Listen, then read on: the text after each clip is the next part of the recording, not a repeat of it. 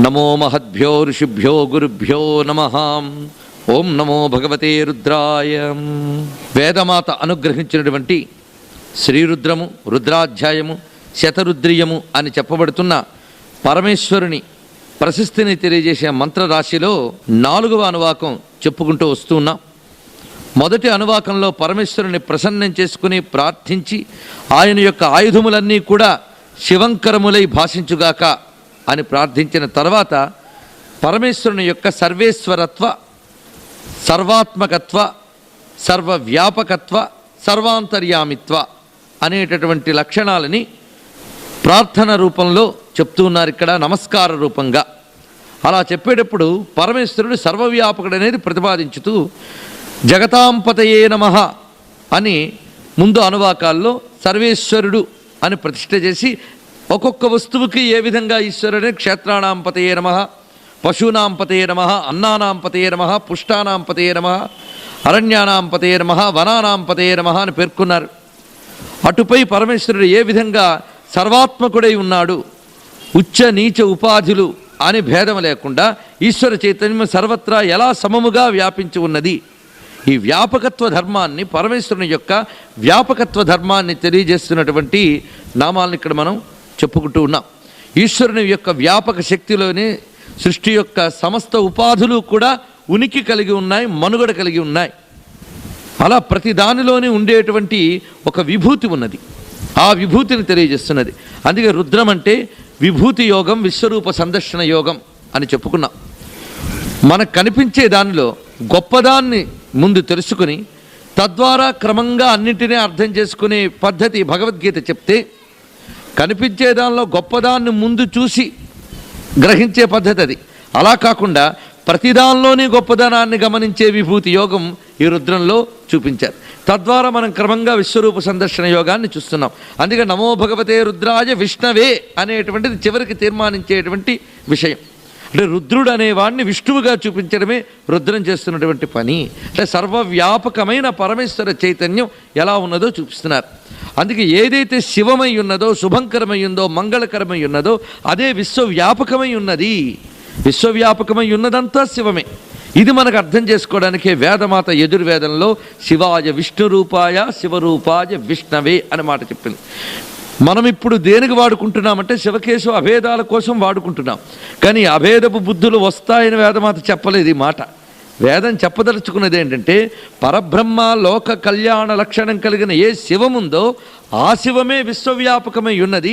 ఈ విశ్వవ్యాపకమై ఉన్నదంతా కూడా శివమే అవుతున్నది అని చెప్పడానికే శివాయ విష్ణురూపాయ శివరూపాయ విష్ణవే అన్నది.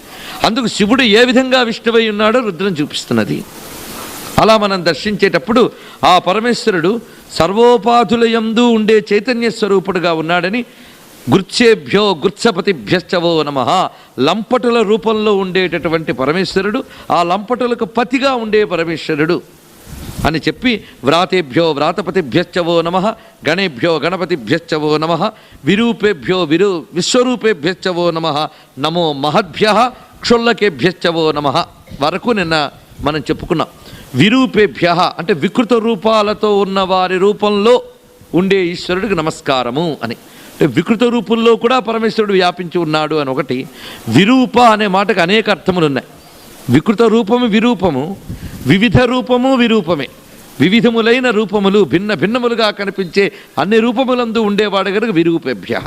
ఇంకొక విరూప శబ్దానికి అర్థం ఏంటంటే విగత రూప విరూప. విగత అంటే అసలు రూపమే లేని వారి యందు కూడా ఉన్నట్ట. అసలు రూపం లేని వారి యందు ఉండడం ఏమిటి అంటే ఉపాధులు దొరకక తిరిగేటటువంటి జీవుల యందు కూడా పరమేశ్వరుడు చైతన్యముగా ఉన్నాడు. ఈ ఉపాధులు దొరకని స్థితి గురించి మనం 2వ రోజు 3వ రోజు చెప్పుకున్నాం. అందుకు విరూపేభ్య ఇలా చూపించినప్పుడు విశ్వరూపేభ్య అనంత రూపములతో ఉండేటువంటి రుద్రుని నమస్కరించి మహద్భ్య క్షుల్లకేభ్యశ్చ గొప్పవారి రూపంలో ఉండేటటువంటి పరమేశ్వరునికి, ఏ గొప్పతనము లేనటువంటి వారి రూపంలో ఉన్న పరమేశ్వరునికి నమస్కారం చెప్పారు. ఇక్కడ వారందరి యందు భాషించే సర్వాత్మకత్వ శక్తిని ప్రతిపాదించారు. అటు తర్వాత యుద్ధ విద్య గురించి తెలియజేస్తున్నారు. ఒక యుద్ధం జరుగుతోంది, ఒక విజయం సాధిస్తున్నాం. ఆ సాధించిన రాజుగారిని ఫలానా విజయాలు సాధించాడని చరిత్ర చెప్తాం. కానీ అది సాధించిన రాజుగారు ఎన్ని సహకరించడం వల్ల సాధిస్తున్నారు, అది భారతీయ సంస్కృతి. ఒక విషయం జరిగింది అంటే అది ఏ ఒక్కరి వల్ల జరగదు, అది అనేక మంది యొక్క సహకారం వల్ల జరుగుతుంది. ఆ సహకరించిన అందరి యందు ఈశ్వర చైతన్యం వీడికి అనుకూలిస్తేనే వీడు సాధించగలడు. అందులో ఏ ఒక్కరు అనుకూలించకపోయినా ఇది సాధింపబడదు. అందుకే తనదే ప్రయోజకత్వం, తనదే నిర్వాహకం అని ఏ ఒక్కరు అనుకోరాదు. అది ఒక్క యుద్ధమే కాదు. యుద్ధాన్ని ఎందుకు చెప్తున్నానంటే బ్రతికే ఒక యుద్ధం గనక ప్రతి కార్యం సాధించడానికి ప్రతికూల శక్తులు వస్తాయి, అనుకూల శక్తులు వస్తాయి. అనుకూల శక్తుల్ని స్వాధీనం చేసుకుని ప్రతికూల శక్తులను ఎదుర్కోవడం అనేది ప్రతి కార్యంలోనే ఉంటుంది. అందుకే ప్రతి కార్యము ఒక యుద్ధమే. ఆ యుద్ధ విద్యను ఇక్కడ చెప్తున్నారు. యుద్ధంలో ఎవరెవరు ఏ విధంగా సహకరిస్తే విజయం వస్తుందో చూడండి. నమో రథిభ్యో అరథేభ్యశ్చవో నమః. రథములు కలిగినటువంటి వారికి నమస్కారము, రథములు లేని వారికి నమస్కారము అన్నారు. రథములున్నవారు వారు యుద్ధం చేసి విజయం సాధిస్తారు. అసలు రథాలే లేకుండా వెళ్ళే పదాతి బలాలు ఉన్నాయి, వారిలోనూ పరమేశ్వర చైతన్యం. ఆ ఉభయముల్లో ఉండేవారికి నమస్కారం. సరే, రథములో యందున్న వారికి నమస్కరించారు. సరే, మరి రథములో అవేమయ్యాయి? నమో రథేభ్యో రథపతిభ్యశ్చవో నమః. అందుకు రథముల రూపములలో ఉండే రుద్రులకు నమస్కారము అన్నారు. ఇక్కడ చూడండి, రథములలో ఉన్న రుద్రునికి నమస్కారము, రథపతిభ్యశ్చవో నమః. రథపతులుగా ఉండేవారికి నమస్కారం. రథపతులు అంటే ఆ రథం మీద పూర్తి పట్టు కలిగి ఆ రథ సంబంధమైన జ్ఞానం ఎవరైతే ఉంటారో, రథ నిర్మాణకర్తలు ఎవరుంటారో వారు చెప్పబడుతున్నారు ఇక్కడ. ఈ రథము యజమానులు ఎవరో వాళ్ళు రథపతులు. అందుకు రథములలోనూ ఉండేవాడు పరమేశ్వరుడే, రథపతులలోనూ ఉండేవాడు పరమేశ్వరుడే. ఒక డ్రైవర్ ఎక్స్పర్ట్గా ఉంటే సరిపోదండి, కారు కూడా బాగుండాలి. అవునా లేదా? మరి అక్కడ ఈశ్వర చైతన్యం ఉండాలి. అంటే మనం అనుకున్న జడ జగత్తులో కూడా ఈశ్వర చైతన్యం ఉండవలసిందే. మన దృష్టిలో అది యంత్రం, జడం. కానీ దాని యందు ఈశ్వరుని యొక్క చైతన్యమే లేకపోతే అది కూడా దేనికి పనికిరాదు. ఎంత ఎక్స్పర్ట్ డ్రైవర్ అయినా రథం సరిగ్గా లేకపోతే లేదు. అక్కడ కూడా పరమేశ్వర చైతన్యం వర్తించాలి. అంటే సృష్టిలో చిచ్చక్తిశ్చేతనారూప జడశక్తిర్జడాత్మిక అని లలితా శాస్త్రంలో మనం చెప్పుకున్నది అది. చేతనాత్మకమైన జగత్తులోనే కాకుండా మన అచేతనము అనుకునే జగత్తులో కూడా ఒక చైతన్యం ఉంది. జడశక్తి కదలనిదండి ఇది అంటే అది కదలకుండా ఉంటేనే నువ్వు కదులుతున్నావు నైనా అని. ఒక రోడ్డు ఎక్కడికి కదలదు, అది అలా ఉంటేనే మంచిది. కారుతో పాటు రోడ్డు కదిలితే మరో ప్రమాదం. ఇది కదలకపోతే ప్రమాదం, అది కదిలితే ప్రమాదం. కనుక కదిలే దాని యందు కదిలే శక్తిగా ఉండాలి, కదలని దాని యందు కదలని శక్తిగా ఉండాలి. రెండు సృష్టిలో ఉండాలి. అలాగా ఈ సృష్టిని ఏర్పరిచాడు పరమేశ్వరుడు ఎక్కడికక్కడ. అందుకు ఇక్కడ రథముల యందు కూడా ఉండవాడు. చూడ్డానికి మనకదే ఒక యంత్రమో ఒక జడ పదార్థమో, కానీ దాని యందు కూడా ఈశ్వర చైతన్యం ఉండాలి. అందుకే మన వాళ్ళు రథాలు కార్లకు కూడా పూజలు చేస్తారంటే మూఢనమ్మకాలు అనుకుంటాం. కాదు, ప్రతి వస్తువు తయారైందన్నా అందులో ఈశ్వర చైతన్యం ఉంటేనే అది పనిచేస్తుంది, ప్రతి వస్తువుకి. అందుకే ప్రతి వస్తువుని కూడా ఈశ్వర చైతన్యవంతంగా దర్శించగలిగే ఒక మహోన్నతమైన దృక్పథాన్ని రుద్రం మనకు అందజేస్తుంది. రథంలో ఏది సహకరించకపోయినా రథి నిలవలేడా పైన, అవునా లేదా? రథంలో ఆ చక్రం కానీ, చక్రానికి బిగించిన చిన్న స్క్రూ కానీ, ఆ కూర్చున్నటువంటి మధ్యలో సీటు కానీ, పగ్గాలు కానీ ఎన్ని ఉండాలో అన్నీ ఉండాలి. అలాగే మన రథ వ్యవస్థ కూడా వర్ణించారు గ్రంథాల్లో. రథ వ్యవస్థ అంటే ఎవడో ఒక సారథి కూర్చోవడం, పైనేమో రథి కూర్చోవడం అని సినిమాల్లో చూపించే రథమే కాదు. రథం ఎలా ఉంటుందో కూడా మన వాళ్ళు అనేక రకాల రథాలు వర్ణించారు. రథం ఎలా ఉంటుందో కూడా మన వాళ్ళు అనేక రకాల రథాలు వర్ణించారు. అందరి రథాలు ఒక్కలాగా ఉండవు. భీష్ముడి రథం వేరు, భీముడి రథం వేరు. వారి రథ ప్రక్రియలు వేరు, రథ స్వరూపాలు వేరు. ఆ రథాలు ఉన్నప్పుడు ఇటు గుర్రాలు, ఆ గుర్రాలు నడిపేవారు, తర్వాత ఆ రథంలోనే అనేకములైన ఎక్విప్మెంట్ ఉంటుందిట, అనేకం వివరించారు. పైగా సారథి ఎంత హాయిగానో కూర్చోవాలట, వాడికి తగ్గ సీటు, దాని ముందు రథి ఉండవలసిన స్థలం, ఇవన్నీ కూడా వర్ణించి చూపిస్తారు. అది గొప్ప విజ్ఞానం. అది ఇంత సమకూర్చారంటే రథం ఎన్ని రూపములతో ఉండే ఆ రథముల యందు ఉన్నటువంటి పరమేశ్వరుడికి నమస్కారము. రథపతిభ్యశ్చవో నమః, రథపతిగా ఉండేటువంటి వానికి నమస్కారము అని. అలాగే సేనానిభ్యశ్చవో నమః. యుద్ధంలో రథములయ్యే రథపతులయ్యారు, రథములు ఉన్నవారయ్యారు, రథములు లేనివారయ్యారు. తర్వాత సేనలు ఉన్నాయి. ఈ సేనలు అనేక రకములుగా ఉంటాయి. సేనలు అంటే బలములు. రాజుగారికి చాలా బలం ఉందండి అంటే వ్యక్తిగతమైన దేహ బలమే కాక సేనాబలం ఉంది. సేనాబలం ఉంటే ఈ సేనలందరినీ నడిపే సేనానకుడు ఉంటాడు కదా, అతను సేనానిభ్యశ్చవో నమః. సేనల రూపంలో ఉండేవాడు ఆయనే, సేనానుల రూపంలో ఉండేవాడు ఆయనే అని చెప్తున్నారు ఇక్కడ. సేనల్లో శక్తి లేకపోతే సేనాని మాత్రం ఏం చేయగలడండి? అనేక మంది సేనలు ఉన్నారు, కానీ ఆ సేనలకు ఒక్కొక్కరికి ఒక్కొక్క రోగం ఉంటే సేనాని మాత్రం ఏం చేయగలడు? సేనలు సమర్థవంతులైతేనే ఆ సమర్థతని ఎలా వినియోగించుకోవాలో అనే సమర్థత కలిగిన వాడు సేనాని. కనుక ఇరువురిలోని ఈశ్వర చైతన్యాన్ని దర్శించని ఇక్కడ చూపిస్తున్నారు. పైగా సేనానులు అందరున్నారు. ఇక్కడ మీరు చూసేటప్పుడు కేవలం ఎక్కడో జరిగిన ఒక యుద్ధమే కాదు, ఈ సృష్టిలో అనాదిగా యుద్ధ విద్య ఉంది. దేవాసుర యుద్ధాలు ఉన్నాయి, అంటే దివ్యశక్తులు ఆసురీ శక్తులతో యుద్ధాలు చేసే వాళ్ళకి రథాలు ఉన్నాయి, వాళ్ళకి సేనలు ఉన్నారు. అలా వచ్చిన సేనాని శక్తి ఒకటి ఉంది ఎప్పుడు కూడా. ఆ సేనానుల్లో సుబ్రహ్మణ్య స్వామి కూడా సేనాని రగ్ని జన్మాచ అని చెప్తారు. ఆ సేనాని అయిన సుబ్రహ్మణ్యుడు శివతేజ సంభవుడు. అందుకే ఇలాంటి చోట్ల ఆ సేనాని అయిన సుబ్రహ్మణ్యుడు వర్ణించబడుతున్నాడు. నమో హిరణ్యబాహవే సేనాన్యే దిశాంచపతయే నమః అన్నప్పుడు కూడా సుబ్రహ్మణ్య స్వరూపం. అక్కడ సుబ్రహ్మణ్య స్వరూపాన్ని దిశాంచపతయే సేనానిని ఎలా వర్ణించగలం? హిరణ్యబాహవే అంటే సుబ్రహ్మణ్యుని యొక్క శరీర వర్ణమే హిరణ్యం, అగ్నిమయమైన వర్ణంతో ఉంటాడు కనుక ఆయన హిరణ్యబాహవే. సేనాని దేవసేనాపతి ఆయన. ఆడు తర్వాత దిశాంచపతయే నమః అన్నారు. సుబ్రహ్మణ్యుడు దిశకి అధిపతిట. ఏ విధంగా అంటే మనం ప్రధానంగా 4 దిక్కులు అంటాం. ఈ 4 దిక్కులు కాక ఊర్ధ్వము అధహ అని మరో 2 దిక్కులున్నాయి. ఈ 6 దిక్కులా విస్తరించినటువంటి చైతన్యమే 6 ముఖాలుగా వ్యాపించిన చైతన్యం అని చెప్పబడుతున్నది. అదే సేనాని అని. అందుకే దిశాంచపతయే నమః సేనాని అని సుబ్రహ్మణ్య స్వరూపాన్ని వర్ణించారు. అదే స్కందధరో ధుర్య వరదో వాయువాహన అని విష్ణు శాస్త్రంలో వర్ణించబడ్డ విషయం కూడా అది. అటువంటి మహాసేనానుల్ని ఇక్కడ స్మరించాలి మనం. ఇలాంటి సేనానుల్లో రుద్రతేజం ఉంది.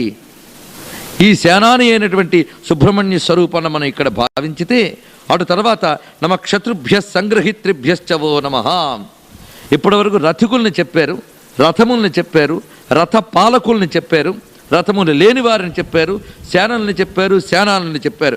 మరి రథ సారథుల్ని చెప్తున్నారు ఇప్పుడు. ఎంత రథి అయినా సారథి గట్టిగా ఉండాలి కదండి. గొప్ప సారథి కోసం తపించిపోయారు అనేక మంది. గొప్ప సారథి ఉండాలి. అర్జునుడికి సారథి అంటే చాలా ఇష్టం. బాగా యుద్ధ విద్య సారథి మీద ఆధారపడి ఉంటుంది. ఎందుకంటే సారథ్యం ఎలా వహించాలో తెలిసిన వాళ్ళల్లో అర్జునుడు అంత గొప్పవాడు, సామాన్యుడు కాదు. మళ్ళీ సారథుల గొప్పతనం బాగా తెలిసినవాడు ఉత్తరుడు. మీరు భారతం పరిశీలిస్తే ఉత్తరుడు గొప్ప యోద్ధ కాకపోవచ్చు కానీ గొప్ప సారథి అతను. అందుకే అతను అంటాడు, నేను బయలుదేరుతాను కానీ గొప్ప సారథి లేడే అన్నాడు ఆయన. ఎందుకంటే ఆయన ఆ విద్య తెలుసు కనుక అలాంటి సారథి ఉంటాడంటే బృహన్నలు నేను వస్తాను అన్నాడు. నువ్వు సారథ్యం ఇస్తావంటే చూద్దుగానిలే పద అన్నాడు. వెళితే ఆయన ఎవరు? సాక్షాత్ విజయుడు. అది తెలిసింది. ఆ విజయుడు రథం నడుపుతుంటే ఈ ఉత్తరుడు అంటాడు అక్కడ, ఆశ్చర్యంగా ఉందయ్యా నువ్వు రథం నడుపుతున్న తీరు. ఇప్పుడు నువ్వు పూంచిన గుర్రాలు వేరు, ఇక్కడ కదులుతున్న గుర్రాలు వేరు అంటాడు. ఇది భారతంలో రహస్యం. ఏమిటయ్యా ఆ గుర్రాలంటే, ఇక్కడున్న గుర్రాలు సామాన్యం కాదు, శైభ్య సుగ్రీవ మేఘపుష్ప వలాహకములు అనేటువంటి గుర్రముల తేజస్సు నాకు కనిపిస్తోంది అంటాడు ఉత్తరుడు. అంటే ఈ 4 గుర్రాలు ఎవరివో తెలుసా? శ్రీకృష్ణుని రథానుకున్న గుర్రాలు అవి ఇక్కడ ఇతడికి ఈ గుర్రాలు ఎంత కనిపిస్తున్నాయట. ఏమిటైనా ఆశ్చర్యపోతాడు అక్కడ ఉత్తరుడు. ఇది ఏదో అలంకారం కింద వర్ణన కింద భారతంలో మనం దాటేస్తాం, కానీ భారతంలో రహస్యాల్లో ఒకటిది. అది చాలా గొప్పది. ఉత్తర గోగ్రహణం అనేది చాలా గొప్ప విషయం. అది ఆ సమయంలో శ్రీకృష్ణ పరమాత్మ పాండవుల విజయం కోసం తన యొక్క అశ్వముల యందు ఉండే దైవీ శక్తిని ఇక్కడ ఆవహింపజేశాడు. అది రహస్యం అన్నమాట. శ్రీకృష్ణ పరమాత్మ యొక్క గుర్రములు మామూలు గుర్రములు కావవి, ఆయన దేవదేవుడు, దైవీ శక్తులు. వాటిని ఇక్కడ ఆవహింపజేశాడు. అది ఉత్తరుడు గ్రహించగలిగాడు. అందువల్ల విజయుడు అలాగ పరాక్రమించగలిగాడనే రహస్యాన్ని వ్యాసదేవుడు అక్కడ ఇస్తాడు. సారథులు అంటే వీళ్ళందరూ గుర్తు రావాలి. విజయుడు అక్కడ సారథి అయ్యాడు. అలాగే గొప్ప సారథి మనకు కనిపిస్తారు. పరమేశ్వరుడే సారథి అయిన విషయం మనకి తెలిస్తే సారథుల రూపంలో ఉన్న రుద్రునికి నమస్కారం అంటే, సారథి అంటే డ్రైవర్ కదండి అంటే, సారథి అంటే డ్రైవర్ కాదండి, శ్రీకృష్ణుడు. అవునా కదా? పార్థ సారథి. అందుకే పరమేశ్వరుడికి ఇది తక్కువ అది ఎక్కువ అని ఆయనకి డిగ్నిటీ ఆఫ్ లేబరు లేకపోవడం ఉండదు. డిగ్నిటీ ఆఫ్ లేబర్ అనేది మనకు అంత చక్కగా చెప్తున్నారు చూడండి. ఇక్కడ ప్రతి వాడు వాడి వృత్తిలో వాడు గొప్పవాడే. అందుకే పరమేశ్వరుడు కూడా ఏ వృత్తినైనా స్వీకరించుతాడానికి ఏం పర్వాలేదు. అందుకే సర్వ జగత్తుని నడపగలిగే జగదేక సార్వభౌముడైనప్పటికీ కూడా ఆయన కేవలం రథం నడుపుతూ కూర్చున్నాడు. ఆయన రథం నడిపితే చాలు, విజయమంతా మనదే అని తెలివి ఉన్నవాడు విజయుడు. అందుకు సారథుల రూపంలో ఉన్న రుద్రుడికి నమస్కారం అంటే వీళ్ళందరూ గుర్తు రావాలి మనకి.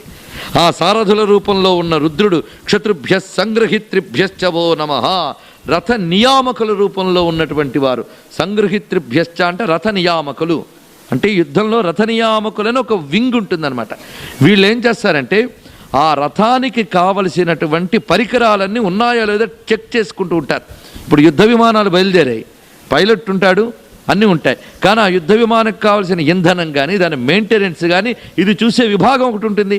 వాళ్ళని సంగ్రహిత్రిభ్యశ్చ వో నమః అన్నారు. తర్వాత భారతాది గ్రంథాల్లో రథాలు అంటే మనకు సినిమాల్లో చూపించేవి మాత్రమే గుర్తు తెచ్చుకోవద్దు. ఇక్కడ రథాలు అంటే ఆకాశాల్లో ప్రయాణించేటటువంటి వాటిని కూడా రథములుగా వాడిన విషయాలు కనిపిస్తాయి మనకి. మొత్తానికి వెహికల్ అనేటువంటి వ్యవస్థను మొత్తాన్ని ఇక్కడ చూపిస్తున్నారు. అలాగే రథం వరకు చెప్పుకున్నాం, రథాలు ఎవరివో వారివి చెప్పుకున్నాం. అసలు రథం తయారు చేసే వారికి కూడా నమస్కారం పెట్టాలంటున్నాడు ఇక్కడ. నమస్తక్షభ్యో రథకారేభ్యశ్చ వో నమః. రథాలు తయారు చేసే జాతి వాళ్ళకి నమస్కారం చెప్తున్నాడు. తక్షభ్యో అంటే వడ్రంగి జాతి వారికి నమస్కారం, వడ్రంగులందరికీ నమస్కారం పెడుతున్నాడు. ఆ వడ్రంగులే కదా రథకారేభ్య, రథం తయారు చేసేవాళ్ళు వాడు కానీ సరిగ్గా చేయకపోతే ఎంత ప్రతాపవంతుడైనా రథం మధ్యలో కూలవలసిందే. ఇది మనం ఆలోచిస్తే ఈ సమాజం అనే రథం, ప్రపంచం అనే రథం ఎవరో ఏ ఒక్కరి యొక్క ప్రతాపం మీద ఆధారపడి లేదు. దీనిలో ప్రతి ఒక్కరూ పాత్రధారే, వారందరూ రుద్రస్వరూపులే. ఇది దర్శించమంటున్నారు. ఇంతగా సమాజాన్ని ఏకస్వరూపంగా దర్శించగలిగే ధర్మం ఎక్కడ గోచరిస్తుందో చెప్పండి. సర్వులు సర్వులు సర్వులు సర్వులు ఈ సమాజంలో అవసరమే. ప్రతి వారు రుద్రస్వరూపులే. ఈశ్వరుని యొక్క చైతన్యం అన్ని రంగాల్లో మనకు సహకరించకపోతే ఎక్కడా విజయం పొందలేం. ఇది మనం మేనేజ్మెంట్ మొదలైన వేట వైపు కూడా దీన్ని అన్వయించుకోవచ్చు. ఏదైనా ఒక పని జరగాలి అంటే క్రింది వర్గం నుంచి పై వర్గం వరకు అందరి యొక్క సహకారం అవసరం. ఏ ఒక్కరి సహకార లోపం జరిగినా మొత్తం పని దెబ్బతింటుంది. అందుకే సమాజాన్ని, ప్రపంచాన్ని, మానవుడి జీవితాన్ని కూడా ప్రతి వారి యొక్క ప్రాధాన్యాన్ని తెలుసుకో. అందుకే చెప్పుకున్నాం, హీనంగా చూడకుదేన్ని అని మనకప్పుడు చెప్పక్కర్లే. ఈ వైదిక సంస్కృతిలో సర్వులలో ఉన్న రుద్ర చైతన్యాన్ని చెప్పారు. అందుకే ఏ ఒక్కరిని తక్కువగా చూడరాదు. ప్రతిదీ పరమేశ్వర చైతన్యమే. వారికి ఇవ్వాల్సిన మర్యాదతో వారిని గౌరవించడమే. వారిలో ఉన్న ఆ రుద్ర చైతన్యం కానీ సహకరించకపోతే మన పని జరగదు. ప్రతిదీ పరమేశ్వర చైతన్యమే. వారికి ఇవ్వాల్సిన మర్యాదతో వారిని గౌరవించడమే. వారిలో ఉన్న ఆ రుద్ర చైతన్యం కానీ సహకరించకపోతే మన పని జరగదు. ఆ డ్రైవర్లో ఉన్న రుద్రుడిని నమస్కారం పెట్టుకునే మనం కారు ఎక్కాలి, బస్సు ఎక్కాలి. లేకపోతే ఆ డ్రైవర్కి మధ్యలో ఆవలింత వచ్చినా ప్రమాదమే. వాడిలోని చైతన్యం ఉంది కదా, ఆ చైతన్యం వాడిని అలర్ట్గా చేస్తుంది. సరిగ్గా వెళుతూ ఉంటే ఎదురుగా ఒక వెహికల్ వస్తూ ఉంటుంది, వీడు తిన్నగా ఉన్నా వాడు ఉండకపోతే ప్రమాదం. ఆ సమయంలో వీడిలో ఉన్న రుద్రుడు సరిగ్గా వాడి బుద్ధిని ఆ నిమిషం, స్ప్లిట్ సెకండ్ అంటారే, వెంట్రుక వాసి, ఆ సమయంలోనే ఏం చేస్తాడో ఆ బుద్ధికి స్ఫురింపజేస్తాడు, వాడు పక్కకు తిప్పిస్తాడు. ఎలాగయ్యా తప్పించగలగంటే నాకు తెలియలేదండి, ఆ క్షణంలో స్ఫురించింది. ఆ స్ఫురణే పరమేశ్వరుడు, ఇంకెవరో కథ. ఎంత నైపుణ్యానికైనా స్ఫురణ శక్తి చాలా ప్రధానం. ఈ స్ఫురణ శక్తితోనే సర్వము సాధ్యమవుతాయి.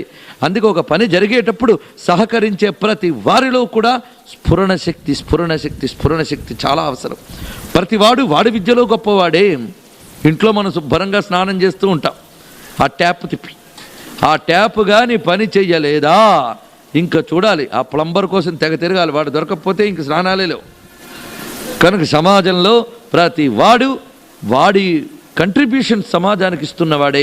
అందుకు అలా చూడు అంటే రుద్రం ఎలా చూపిస్తున్నది అంటే ఎక్కడో కొండా కోణంలో కూర్చుని జపమాల తిప్పేటటువంటి మంత్రం కాదండి. రుద్రం సమాజంలో తిరుగుతూ, సమాజంలో బ్రతుకుతూ, సమాజాన్ని సర్వేశ్వరుడుగా చూడగలిగే జ్ఞానాన్ని ఇచ్చేది రుద్రం.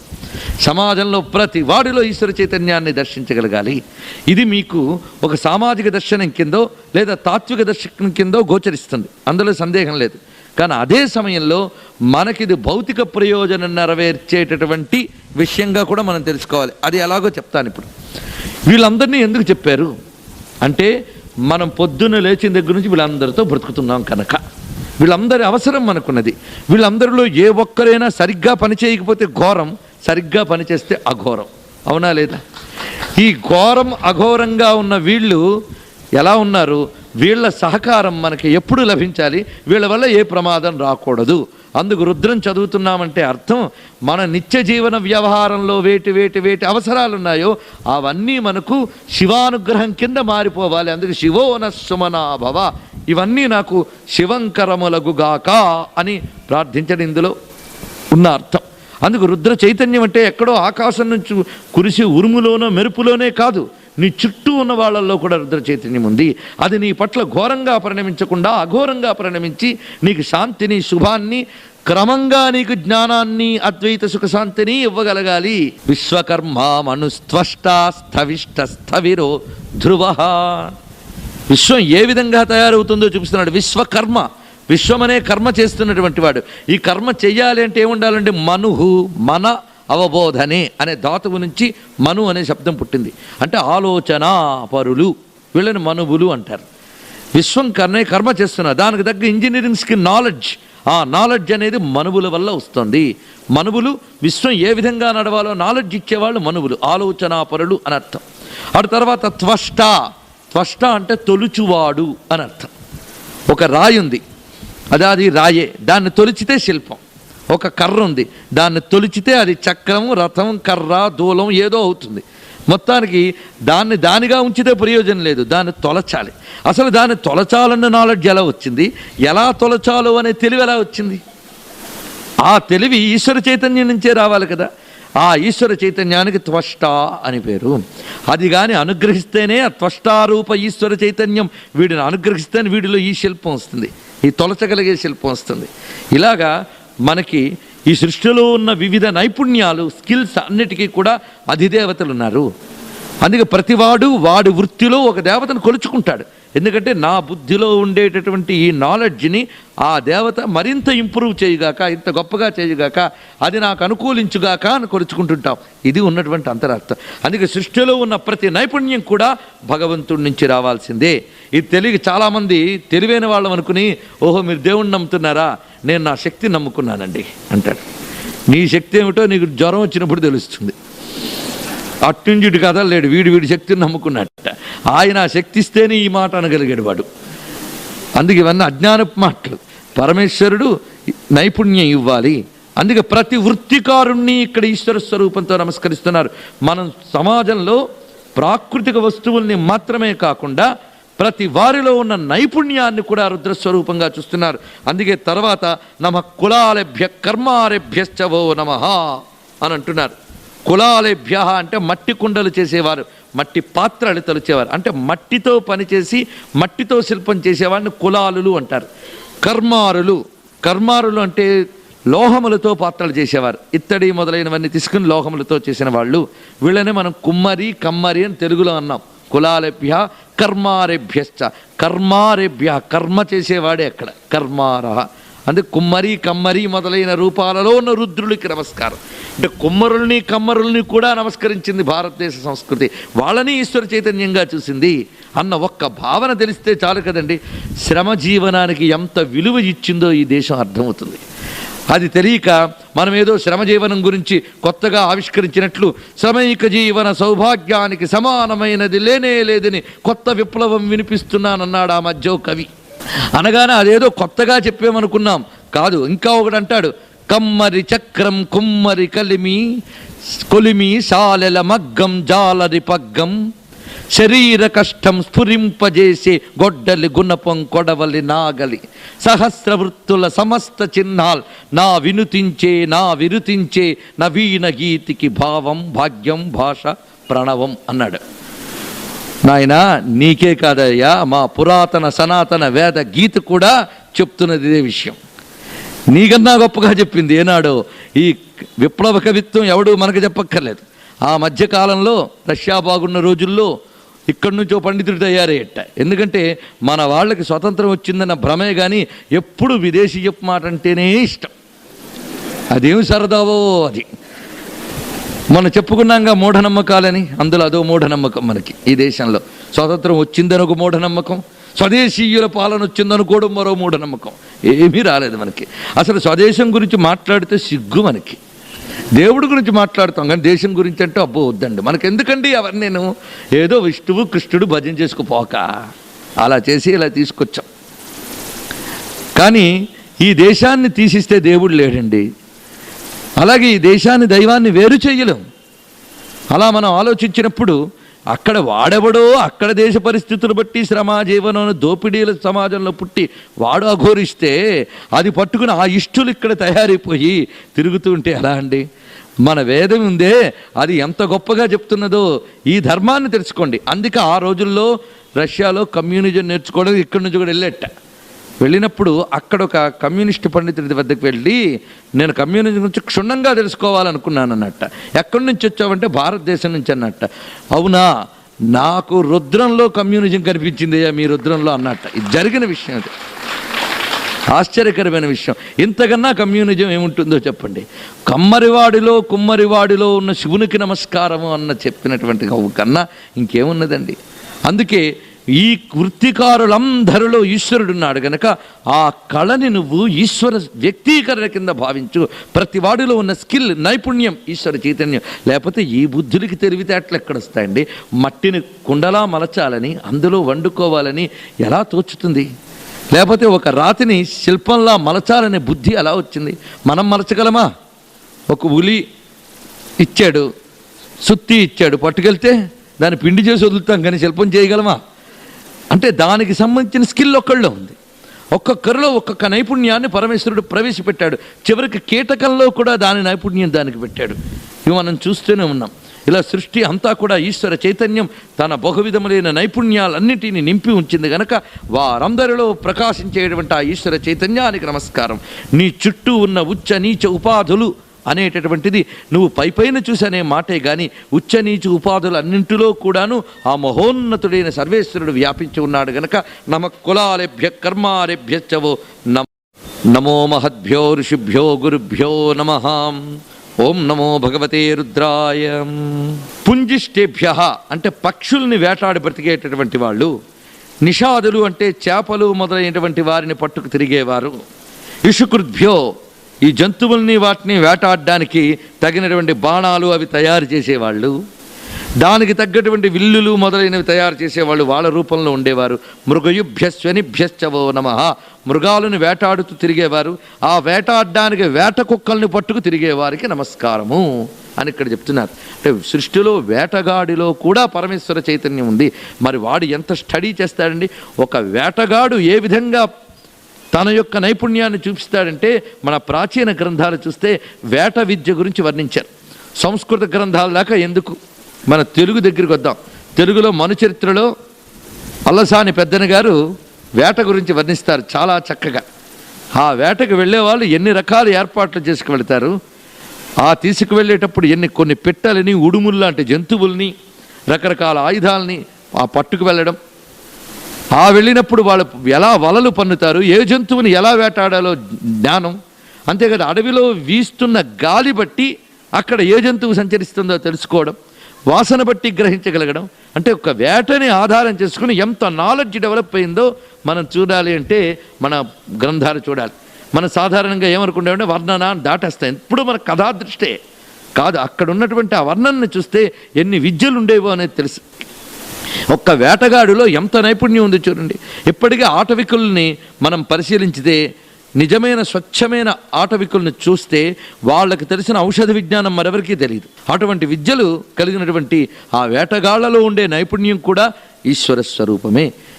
వాళ్ళలో ఈ వలలు పన్నడం, ఈటెల్ని తయారు చేయడం, ఈ ధనుస్సులను వేయడం, ఏ జంతువుకి ఎలాంటి ఆయుధాలు ప్రయోగించాలో గ్రహించడం, ఇంత జ్ఞానం వారిలో ఉందంటే ఆ రూపంగా వారి నుండి ప్రసరిస్తున్నటువంటి ఆ చైతన్య స్వరూపుడైన ఆ పరమేశ్వరునికి నమస్కరిస్తున్నారు గనక వేటగాళ్ల రూపంలో ఉన్న రుద్రునికి నమస్కారం.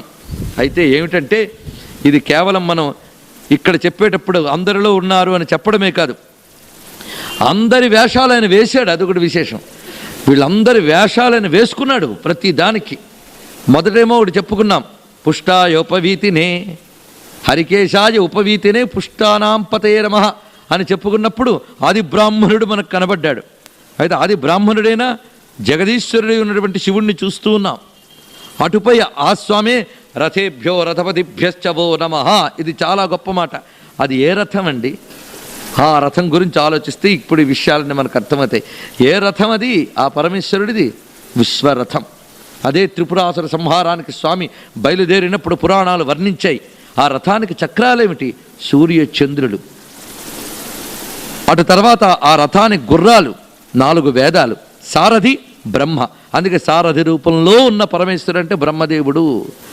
అశ్వేభ్యో వేదములు, ఇవన్నీ చెప్పబడుతున్నాయి. అలాగే ఈ రథ నిర్మాణాన్ని చేసిన వాళ్ళు ఎవరు? దేవతలు, విశ్వకర్మ మొదలైన వారందరూ.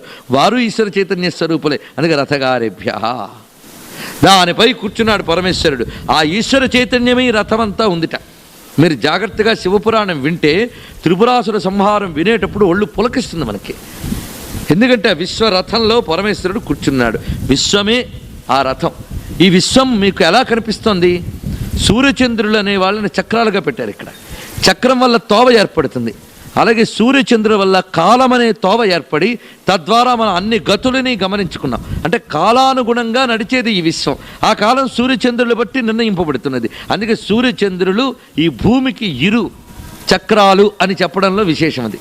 దీనిని ఎక్కడ దాకా వర్ణించారంటే నక్షత్ర మండలం అంతా దానిపైన ఉన్నదని ఇవన్నీ వర్ణించారు. అంటే మనం భూమి మీద ఉంటూనే ఈ విశ్వంలో కనిపించే ప్రతిదీ కూడా ఆ రథంలో భాగంగా వర్ణించారు. నదులన్నీ కూడా వచ్చి దానికి చుట్టూ చాందిని మొదలైన రూపములతో స్తంభాల వద్ద అక్కడ ఉన్నాయట ఆ రథానికి. అంటే అర్థం టోటల్ యూనివర్స్ని ఒక రథంగా అక్కడ ప్రదర్శిస్తున్నాడు. దాని బేస్ భూమి చెప్తున్నాడు. ఎందుకంటే మనం అక్కడి నుంచి చూస్తున్నాం కనుక. ఈ భూమి అనే రథం నడవాలి అంటే వేదాలనే ధర్మాలు దీన్ని కదిలించాలి. వేదాలనే ధర్మాలు కదిలించాలంటే దాన్ని నడిపేటటువంటి సారథి సృష్టికర్త. ఆ సృష్టికర్త వేదాధారంగా భూమిని నడుపుతున్నట్ట. ఆ నడిపేటప్పుడు ఆయన చేతుల్లో ఉన్నటువంటి ఇవి ఏమిటయ్యా పగ్గములు అంటే మంత్రరాశి అని చెప్పాడు. వేదిక్ మీటర్స్, ఛందస్సులే పగ్గములుట. ఆయన చేతిలో కష ఉందిట, అంటే కొరడ. ఆ కొరడ ఏంటంటే ఓంకారం అని చెప్పాడు. ఆ ఓంకారంతో కొడితే గుర్రాలు కదిలేట. అంటే అర్థం వేదం ప్రేరేపింపబడేది ప్రణవోచ్చారణ చేత. ఇదంతా అర్థం. ఇలా ఉంటే ఆయన పరమేశ్వరుడు దానిపై ఉన్నాడు. ఇషుకృద్భ్యో ధన్వకృద్భ్యశ్చవో నమః. అంటే మేరు పర్వతాన్ని ధనస్సుగా మలుచుకున్నాడు. కొండని ధనస్సుగా చేసుకోవడం ఎవరికైనా సాధ్యమా? ఈయన గారికి సాధ్యం. అందుకు ధన్వకృద్భ్యశ్చ అంటే ఆ మేరు పర్వతాన్ని ధనుస్సుగా మార్చుకుని దానికి జ్యా నారిని బిగించేట. ఆ నారి పాము వాసుకి, దాన్ని బిగించాడు. దానిలో అగ్ని సోమాత్మకమైనటువంటి విష్ణుబాణాన్ని అనుసంధానించాడు. దానికి ఆ కొనయందు విష్ణువునించాడు. అటు తర్వాత అగ్నినుంచాడు.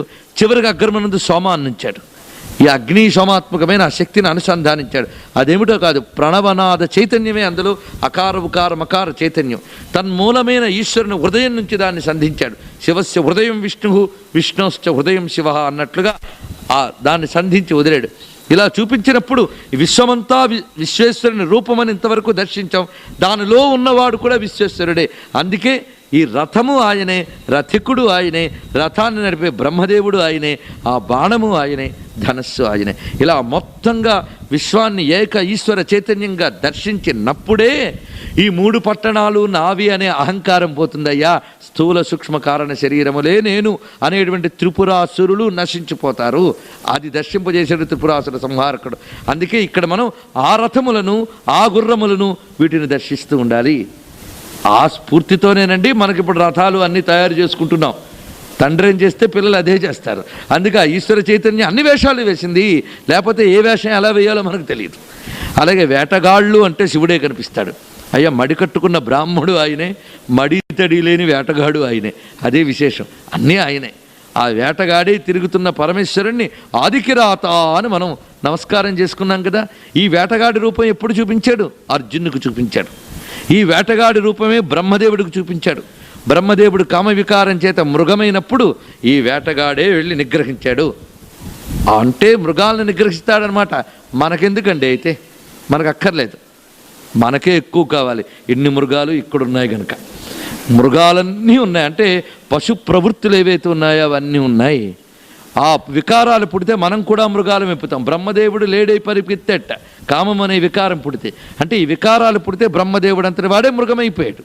అలాగే మనలో కూడా మోహ వికారం, శోక వికారం ఇవన్నీ పుట్టినప్పుడు మనలో వివేకం నశించి మనలో మృగ ప్రవృత్తులు బయటపడతాయి. ఈ మృగ ప్రకృతులన్నీ నశించాలి అంటే ఆ పరమేశ్వరుడు ప్రణవ ధనువుని సిద్ధం చేసుకుని ఎదురుగా కనబడితే ఈ మృగ ప్రవృత్తులన్నీ పోతాయి. అందుకే మాయామృగాలని వేటాడేటువంటి ఆ వేటగాన్ని పిలవాలి. తలపై జాబిలి నెమ్మిపించయము వేదశ్వానముల్ ముందు అమ్ములునున్ ముమ్మొన వింటి బద్దయు కరాంభోజాత యుగ్మమ్మునన్ మలరా కూతురు బోయసాని వెనువెంటన్ రాగా మాయామృగమ్ముల వేటాడు పులిందరాజా యద సంప్రార్థింతు విశ్వేశ్వరా అన్నారు విశ్వనాథ్ వారు. ఆ విశ్వేశ్వరుడు ఆ జాబిల్లిని నెమలిపించంగా మార్చుకుని ఆ త్రిశూలాన్ని ఆ ఊమా అనే ప్రణవంతో కూడిన ఆ శూలాన్ని ధనుస్సుగా మలచుకుని స్వామి సాక్షాత్కరించి ఆ నెమలిపించం ఆ చంద్రలేఖే నెమలిపించంగా మారిపోయింది కదా. ఇక అమ్మవారు బోయసానిగా రాగా మాయామృగమ్ముల వేటాడు పులిందరాజు నద సంప్రార్థింతు విశ్వేశ్వర అని ఆ వేటగాడిని తలంచుకుంటున్నాం. అందుకే వేటగాళ్ల రూపంలో ఉన్నాడు. ఈ వేటగాళ్ళు కుక్కలను పట్టుకెళ్తున్నట్ట. ఈ కుక్కలు ఎంత సహకరిస్తున్నాయంటే అక్కడ ఏ జంతువు ఉందో పోల్చి చెప్పగలుగుతున్నాయి. మృగయుభ్యశ్వనిభ్యశ్చవో నమః, కుక్కలతో వెళ్ళేటువంటి పరమేశ్వరుడు అని. అయితే కుక్కలతో వెళ్ళాడు సరే, మన కుక్కలు, ఆ కుక్కలలో కూడా పరమేశ్వరుడు ఉన్నాడు. రాత్రిపూట ఒంటరిగా వెళుతూ ఉంటే రోడ్డు మీద ఒక కుక్క మొరుగుతూ ఉంటేనే భయం వస్తుంది. అది వెనకాల పరిగెడితే చాలు ప్రతివాడు పీటీ ఉషలైపోతారు. కారణం దానిలో ఉన్న రుద్రతేజం ఒక్కసారి రవం చేసిందా అంతే చాలు, భీర్ క్షణ రవం భై రవం. అది కానీ చేస్తే పరిగెడతామా లేదా మనం? అందుకే కాలభైరవుడు కుక్క మీద కూర్చున్నట్ట. అదో విశేషం. కుక్కని పరిశీలించండి, ఎంత దివ్యత్వం ఉంటుందో. పరిశీలించడం చేత నవ్వాలే కానీ కుక్కలో ఉన్న దివ్యత్వం చూడొచ్చు. దాని విశ్వాసగుణం కానీ అది పరాక్రమించిందా. ఎలాంటి కుక్క అయినా సరే, కుక్క ఉన్నది జాగ్రత్త అని బోర్డు ఉంటే చాలు మనకి ఎక్కడి నుంచి భయం, గేటు మీద చెయ్యి వేయడానికే. అందులో లోపల నుంచి అరిచిందా మరీ భయం. అలాగా అది అలా కాచుకుంటుందిట. ఈ భైరవ ఉపాసనలో మనకి కుక్క గురించి చెప్పబడింది. అయితే కాలభైరవుడు మాత్రం శునక స్వరూపుడు గారు తెలుసుకోండి. శునకాన్ని అధిష్ఠించి ఉండే వాహనం, శునకమే వాహనం తప్ప శునక స్వరూపుడు కాదు ఆయన. శునకాల్లో అనేక వెరైటీస్ ఉన్నాయి మళ్ళీ, అదొకటి. అయితే శునకం కూడా దైవం అని చెప్పాం గనక అదే ఒళ్ళో పెట్టుకుని దేవుడి గదిలో పెట్టుకోమని చెప్పట్లేదు ఇక్కడ. మనకి ముళ్ళు గుచ్చుకోకుండా కాపాడుతోందని చెప్పి చెప్పుల్ని తల మీద వేసుకు తిరగం కదా. లేకపోతే ఎవరైనా ఇంటికి ఆహ్వానించగానే వస్తూ వస్తూ ఆ చెప్పుల్ని తీసుకొచ్చి సోఫాలో వేయం కదా, పాదుక పట్టాభిషేకం చేసుకోండి అని. అయ్యా చెప్పుల్ని సోఫాలో పెడతారంటే మన నా పాదాలు రక్షిస్తుండండి అని స్తోత్రం చేస్తామా? దాని మర్యాద దానిది. అలా దేన్ని తక్కువగా చూడద్దు, దాని మర్యాద దానికి ఇవ్వండి. స్వభ్యశ్చ స్వపతిభ్యశ్చవో నమః. ఈ కుక్కలు చూడండి ఎంత విశేషం. చివరికి మానవులు కూడా దొంగజాడ పట్టలేరు. ఈ కుక్కల సాయమే వాళ్ళకి కావాలి, అది వెళ్ళి పడుతుంది.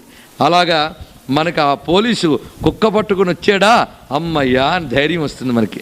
అంటే వీడు చేస్తాడు సాయం, వీడి చేత కూడా కాకపోతే కుక్క చేసి పెడుతుంది అనుకుంటున్నాం. అలాగా కుక్కలు వాడిని రాగానే మనకు రుద్రుడు కనిపించాలి. వీళ్ళిద్దరిలో ఉన్న రుద్రుడు సహకరిస్తేనే అసలు దొంగ దొరుకుతాడు మనకి. అందుకే ఆ రూపాల్లో ఉన్న రుద్రులు కూడా కనిపిస్తారు. అందుకే కుక్క కాటు కూడా తగలకుండా ఉండాలంటే స్వభ్యశ్చ స్వపతిభ్యశ్చవో నమః. కుక్కలు కూడా మనకు అఘోరంగానే ఉండాలి. మన మీద ఎవడు పడకుండా అది అరిస్తే పర్వాలేదు, కానీ అది మన మీద దూకరిస్తేనే ప్రమాదం. ఆ విధంగా జరిగి ఉండే వ్యవస్థ కూడా ఈశ్వర స్వరూపమే.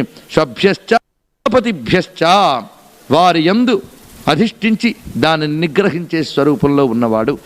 ఇప్పుడు వరకు చెప్పినవి వివిధ వృత్తుల వారు, వివిధ ఉపాధుల్లో ఉండేటువంటి వారు, వారిని అధిష్ఠించి ఉన్న ఈశ్వర చైతన్యం. దీన్ని మనం నమస్కరించుకున్నాం.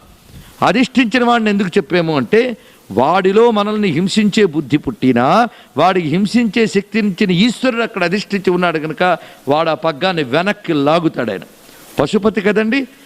కుక్కను వదిలినా కుక్క తాడు ఎవడి దగ్గర ఉందో వాడు ఉన్నాడు. ఈ కుక్క మన మీదకి రాబోతూ ఉంటే దాన్ని పట్టి ఇలా లాగాడా అది వెనక్కి వెళ్తాను. అలాగే మన మీద దాడి చేయబోయే ఘోర శక్తిని దాని యందు పతిగా ఉండే ఈశ్వర చైతన్యం వెనక్కి లాగి కాపాడుతుంది. అది ఇక్కడ విశేషం. స్వభ్యశ్చ స్వపతిభ్యశ్చవో నమః అనడంలో అంతరార్థం. అందుకే మన దైవాల్లో కుక్కల్ని అందరినీ పూజించాం. బలిభుక్కులు, కుక్కలు, కాకులు కూడా మనం గుర్తు తెచ్చుకుంటాం. మనం వివిధ సందర్భాల్లో ప్రతి ఉపాధిలో ఒక దివ్య చైతన్యం ఉంది. ఇవి మనం తెలుసుకోవాలి. ఒక్కొక్క దివ్య చైతన్యానికి కూడా ఈశ్వర శక్తిని ఆవాహన చేసుకునే లక్షణం ఉంటుంది. ఇది ఒక రహస్యం. కొన్ని ఉపాధులు కొన్ని రకముల శక్తుల్ని రిసీవ్ చేసుకుంటాయి సృష్టిలో. ఇది పెద్ద రహస్యం. దీన్ని అధ్యయనం చేశాడు భారతీయ మహర్షి. అవే మనకు ఆచార వ్యవహారాల క్రింద వచ్చాయి.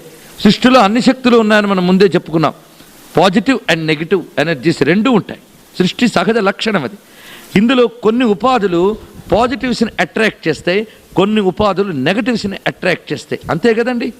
మీరు రాగి తీగను పెడితే కరెంటుని టకీమని అందుకుంటుంది, ఒక కర్ర పుల్లను పెడితే కరెంటుని అందుకోలేదు. ఇప్పుడు ఏది ఎక్కువ ఇందులో? కరెంటును అందుకోగలిగిందని రాగి తీగకి మీరు పూజ చేస్తారా? అందుకోలేకపోయిందని కర్రని పారేస్తారా? కర్రకి ఆ శక్తి లేదు గనకే మనం ఆ రాగి తీగ నుంచి తప్పించుకోవడానికి కర్రను పట్టుకునే దాన్ని తొయ్యగలుగుతున్నాం. అందుకు ఇక్కడిది గొప్ప, అక్కడిది గొప్ప, ఎక్కువ తక్కువలు ఏమీ లేవు. అందుకు సృష్టిలో ప్రతి ఉపాధిలోనూ కొన్ని లక్షణాలు ఉంటాయి. అలాగే హ్యూమన్ బాడీస్లో కూడా కొన్ని శరీరాలు నెగిటివ్ ఎనర్జీస్కి చక్కగా రెస్పాండ్ అవుతాయి, కొన్ని శరీరాలు డివైన్ ఎనర్జీకి రెస్పాండ్ అవుతాయి. అది వాడి యొక్క కర్మ విశేషం బట్టి. ఎందుకంటే మనం చేసే కర్మలు, మనం చేసే భావాలు చర్మ మాంస అస్థుల్ని అంటుకుంటాయి. తద్వారా మన యొక్క సంస్కారములతో మనం దేహం నిర్మాణం జరుగుతుంది. అదే ఈ మధ్యలో వైజ్ఞానిక ప్రగతి పెరుగుతున్న కొద్దీ ఎనర్జీస్ని కొలిచే సాధనాలు వస్తున్నాయి. ఆ మధ్య కిర్లియన్ ఫోటోగ్రఫీ అని ఒకటి వచ్చింది. ఆ కిర్లియన్ ఫోటోగ్రఫీతో ఏం చేస్తారంటే, ఏదో ఒక విషయాన్ని కానీ వస్తువుని కానీ లేదా మనిషిని కానీ ఫోటో తీస్తే వాడి యొక్క సంస్కారం బట్టి దాని ముందు కలర్స్ వస్తూ ఉంటాయట. అతి దుర్మార్గుడు క్షుద్రమైనవి తిరిగే వాడికి నల్లని వెలుగులు రావడం, కొందరి దగ్గర నుంచి ఎర్రని వెలుగులు రావడం, అలాగే కొన్ని వృక్షాల నుంచి ఒక శక్తులు రావడం, తులసి, కదంబం మొదలైన చెట్ల నుంచి డివైన్ వేవ్స్ వచ్చేట. కొన్ని శక్తులు కొన్ని చెట్ల నుంచి భయంకరమైన వేవ్స్ వచ్చేట. అవి అవసరమే, ఇవి అవసరమే. అంటే అర్థం ఏంటంటే, కొన్ని తమ నుంచి ఒక దివ్యత్వాన్ని ప్రసరిస్తాయి, కొన్ని తమలోకి ఒక దివ్యత్వాన్ని తీసుకుంటాయి. ఇది సృష్టిగతమైన నేచర్. అలాగే ప్రతి ఉపాధిలోని ఇవి ఉంటాయి. ఏ ఉపాధి తక్కువ కాదు. అలా పొందగలిగే శక్తి ఆ ఉపాధిలో ఉందంటే తదంతర్గతమైన చైతన్యం వీడి యొక్క కర్మ విశేషం బట్టి దానికి ఇచ్చిందనమాట. ఇది మనం పరిశీలించినప్పుడు శునకాదులు, అలాగే గాడిదలు, ఇవన్నీ కూడా మనకంటే కొన్ని విషయాల్లో ఇంద్రియ చైతన్యం ఎక్కువ ఉంది వాటికి. మనం అన్నీ చూడగలమంటాం, మనం చూడలేని వాటిని చూడగలవు శునకాలు. ఉదాహరణకి యమకింకరులు, భూత ప్రేతాలు మొదలైనవి మన కంటికి కనబడవు. వాళ్ళు తీసుకెళ్లే టైంలో కనబడతారు మనకి. అప్పుడు నాకు కనబడ్డారని చెప్పడానికి వాడు ఎలాగో మిగలడు వెనక్కి. అందుకు మామూలు ఈ కళ్ళకి వాళ్ళు కనబడరు, కానీ వాళ్ళు వస్తున్న జాడ శునకానికి కనబడుతుంది. వాళ్ళు భూత ప్రేతాలు కూడా. అందుకే వాటిని చూడగానే శునకాలు ఏడుపులా మొరబెడతాయి. అందుకే పెద్దవాళ్ళు అనేవారు, ఇళ్ల ముందు కుక్కలు ఏడిస్తే మంచిది కాదు అని. ఏడిస్తే మంచిది కాదని అర్థం కాదు. అక్కడ మంచిది కానిదేదో జరగబోతోందన్న విషయం వాటికి కనిపిస్తుంది కనుక ఏడుస్తున్నాయి. అలాగే భూకంపాదులు అవి రాబోతూ ఉంటే గాడిదలు లాంటివి భయపడి పరిగెడతాయట అక్కడి నుంచి. మనం గాడిద అని తిడతాం, కానీ గాడిదగా మనకంటే ఒక ఇంద్రియ శక్తి గట్టిగా ఉంది. దానికంటూ ఏదో స్పెషల్ పెట్టాడు. సృష్టిలో వచ్చే ఒక సూక్ష్మమైన దాన్ని రిసీవ్ చేసుకోగలిగే ఇంద్రియ శక్తిని వాటికి పెట్టాడు. అలాగే సృష్టిలో ఉన్న దేవతా శక్తుల్ని తన శరీరంలో నిక్షిప్తం చేసుకుని తిరిగి బయటికి ప్రసరించగలిగేటటువంటి శక్తి ఉన్నవి ఆవులు మొదలైన దివ్యమైనటువంటివి. ఈ నెగటివ్స్ని బాగా ఒంటికి పెట్టించుకు తిరిగేవి మార్జాలములు, శునకములు, కుక్కుటములు మొదలైనటువంటివి. అందుకే వాటిని గర్భాలయాల్లోకి, దేవాలయాల్లోకి, దేవతల్ని పూజించే ఇళ్లల్లోకి ప్రవేశింపరాదు అన్నారు తప్ప వాటిని నిందించడం కాదు. వాటిని ఉంచవలసిన స్థానంలో ఉంచి వాటికి భోజనం పెట్టవలసిందే. అంతేకాదు, దేవతార్చనలు చేసిన తర్వాత, దేవతకు పెట్టిన తర్వాత అవశేష భాగాన్ని ఉంచి బలిభుక్కులు అని చెప్పి ఈ కుక్కలకి పెట్టడం ఉంది. అందుకు దయ అంటే ఆవిడ మనకు చెప్పక్కర్లేదు, దేని స్థాయిలో దాన్ని మనం గౌరవిస్తాం. దయ చూపించాలని చెప్పేసి మనం ఎలక్ట్రిక్ తీగలు పట్టుకుని వేలాడం కదా. దానికి ఇవ్వాల్సిన మర్యాద దానికి. అలాగే ప్రతి దానికి దాని శక్తిని బట్టి మన రక్షణ కోసం దూరం ఉంచుకుంటూ ఉంటాం. అలాగే సృష్టిలో ఉండేటువంటి పితృరూప చైతన్యాన్ని తన శరీరంలోకి ఆకర్షించుకునే శక్తి వాయసంలో ఉంది కాకిలో. అది విశేషం. అందుకే ఆ పిండం పెట్టేటప్పుడు కాకిని ఆహ్వానించడం విశేషం. అది ఇవన్నీ ఏంటంటే ఆ జీవుడు కర్మగతులు బట్టి అనేక లోకాలకు వెళతాడు. వారు ఏ లోకంలో ఉన్నా వారి వల్ల వీడు పుట్టాడు కనుక వాళ్ళని స్మరించుకుంటూ వీడు కర్మ చేస్తాడు. ఆ చేసినప్పుడు వేద అనుష్ఠానం చేసినటువంటి శుచిగల ఒక వేదాధ్యయనవేత్తకు భోజనం పెడితే వాడి పేరు తలంచుకుని దానివల్ల జరిగేది ఏమిటి అంటే ఆ మరణించిన జీవుడు కానీ బ్రహ్మలోకంలో ఉంటే వాడికి పోషణ వెళుతుందిట. అలాగే అగ్ని యందు సమర్పిస్తారు పిండాన్ని. అది ఎందుకు సమర్పిస్తారంటే ఆ జీవి ఒకవేళ ఊర్ధ్వలోకాలు ఇంద్రాది లోకాలకు వెళితే అక్కడ ఉన్నవాడికి అందడానికి అగ్ని యందు సమర్పిస్తారు. ఒకవేళ వాడు నరకాది లోకాల్లో కానీ ఉంటే అక్కడికి కూడా పోషణ పంపడానికి కాకికి ముద్ద పెడతారు. ఇది 3 విశేషాలు. ఏ జీవుడు దేనికి ఏవయ్యాడో తెలియనప్పుడు ఇది వ్యవస్థ. ఇవేవి తెలియకుండా మనం ఆత్మ ఒకటి ఉంది కదండి, అది అంతటా ఒకటే కదండి అని. కానీ జలుబు చేసినప్పుడు తుమ్మేది ఆత్మ కాదు, మన ముక్కు. అప్పుడు మంది ఇచ్చేది ఈ దేహానికే. కానీ ఆత్మకి జలుబు కూడా లేదండి, ఆత్మకి ఆకలి కూడా లేదు, ఆత్మకి నిద్ర కూడా లేదు. మరి శరీరానికి అన్నీ ఉన్నాయే కనుక శరీరం అని ఒకటి ఉందని వాడిలా అన్నాడని ఉక్రోషం, వీడిలా అన్నాడని అభిమానం ఇన్ని ఉన్నప్పుడు ఇవన్నీ పాటించవలసినదే. అందుకు ఆ దేహస్పృహ ఉన్నంత వరకు మనం ఈ జ్ఞానం చేస్తాం. తర్వాత నా దేహస్పృహ పోయిందండి అన్నాడంటే స్పృహ ఉంటేనా మాట అన్నాడు, అంతే కదా. కనుక కర్మను ఏనాడు విడిచిపెట్టరాదు. కర్మను ఏర్పాటు చేసినటువంటి వాడిది విజ్ఞానం, కర్మను అనుసరించేవాడిది విశ్వాసం, అంతకు తప్ప ఇంకేం లేదు. సృష్టిలో అందరికీ అన్ని విజ్ఞానాలు ఉంటాయా? ఉండవు. అందరికీ అన్ని విజ్ఞానాలు ఉండవు. అందుకే ఒకటి విజ్ఞానం ఒకటి ఇచ్చి పుచ్చుకుంటూ సమాజ జీవనం సాగిస్తారు. అది విశేషం. మనకి ఇల్లు కట్టగలిగే శక్తి లేదు, ఇల్లు కట్టగలిగే జ్ఞానం మనకి లేకపోవచ్చు, ఇంట్లో ఉండే తెలివి మాత్రం ఉంది మనకి. అప్పుడు ఇల్లు కట్టేవాడు ఒక సహాయం తీసుకున్నాం, చివరికి మేకు కొట్టే శక్తి కూడా మనకు లేదు, ఎవరినో పిలిపించుకుంటాం ఆ పని కోసం. ఆ శక్తి మరొకటికి ఇచ్చాడు పరమేశ్వరుడు. ఇలా ఒకడు పరస్పర పూర్వకంగా. ఒకవేళ వీడు సర్వజ్ఞుడే అన్ని శక్తులు ఇచ్చినా వీడు ఆయువులో వీడి కాలంలో వీడు అన్నీ చేస్తూ కూర్చోలేడు.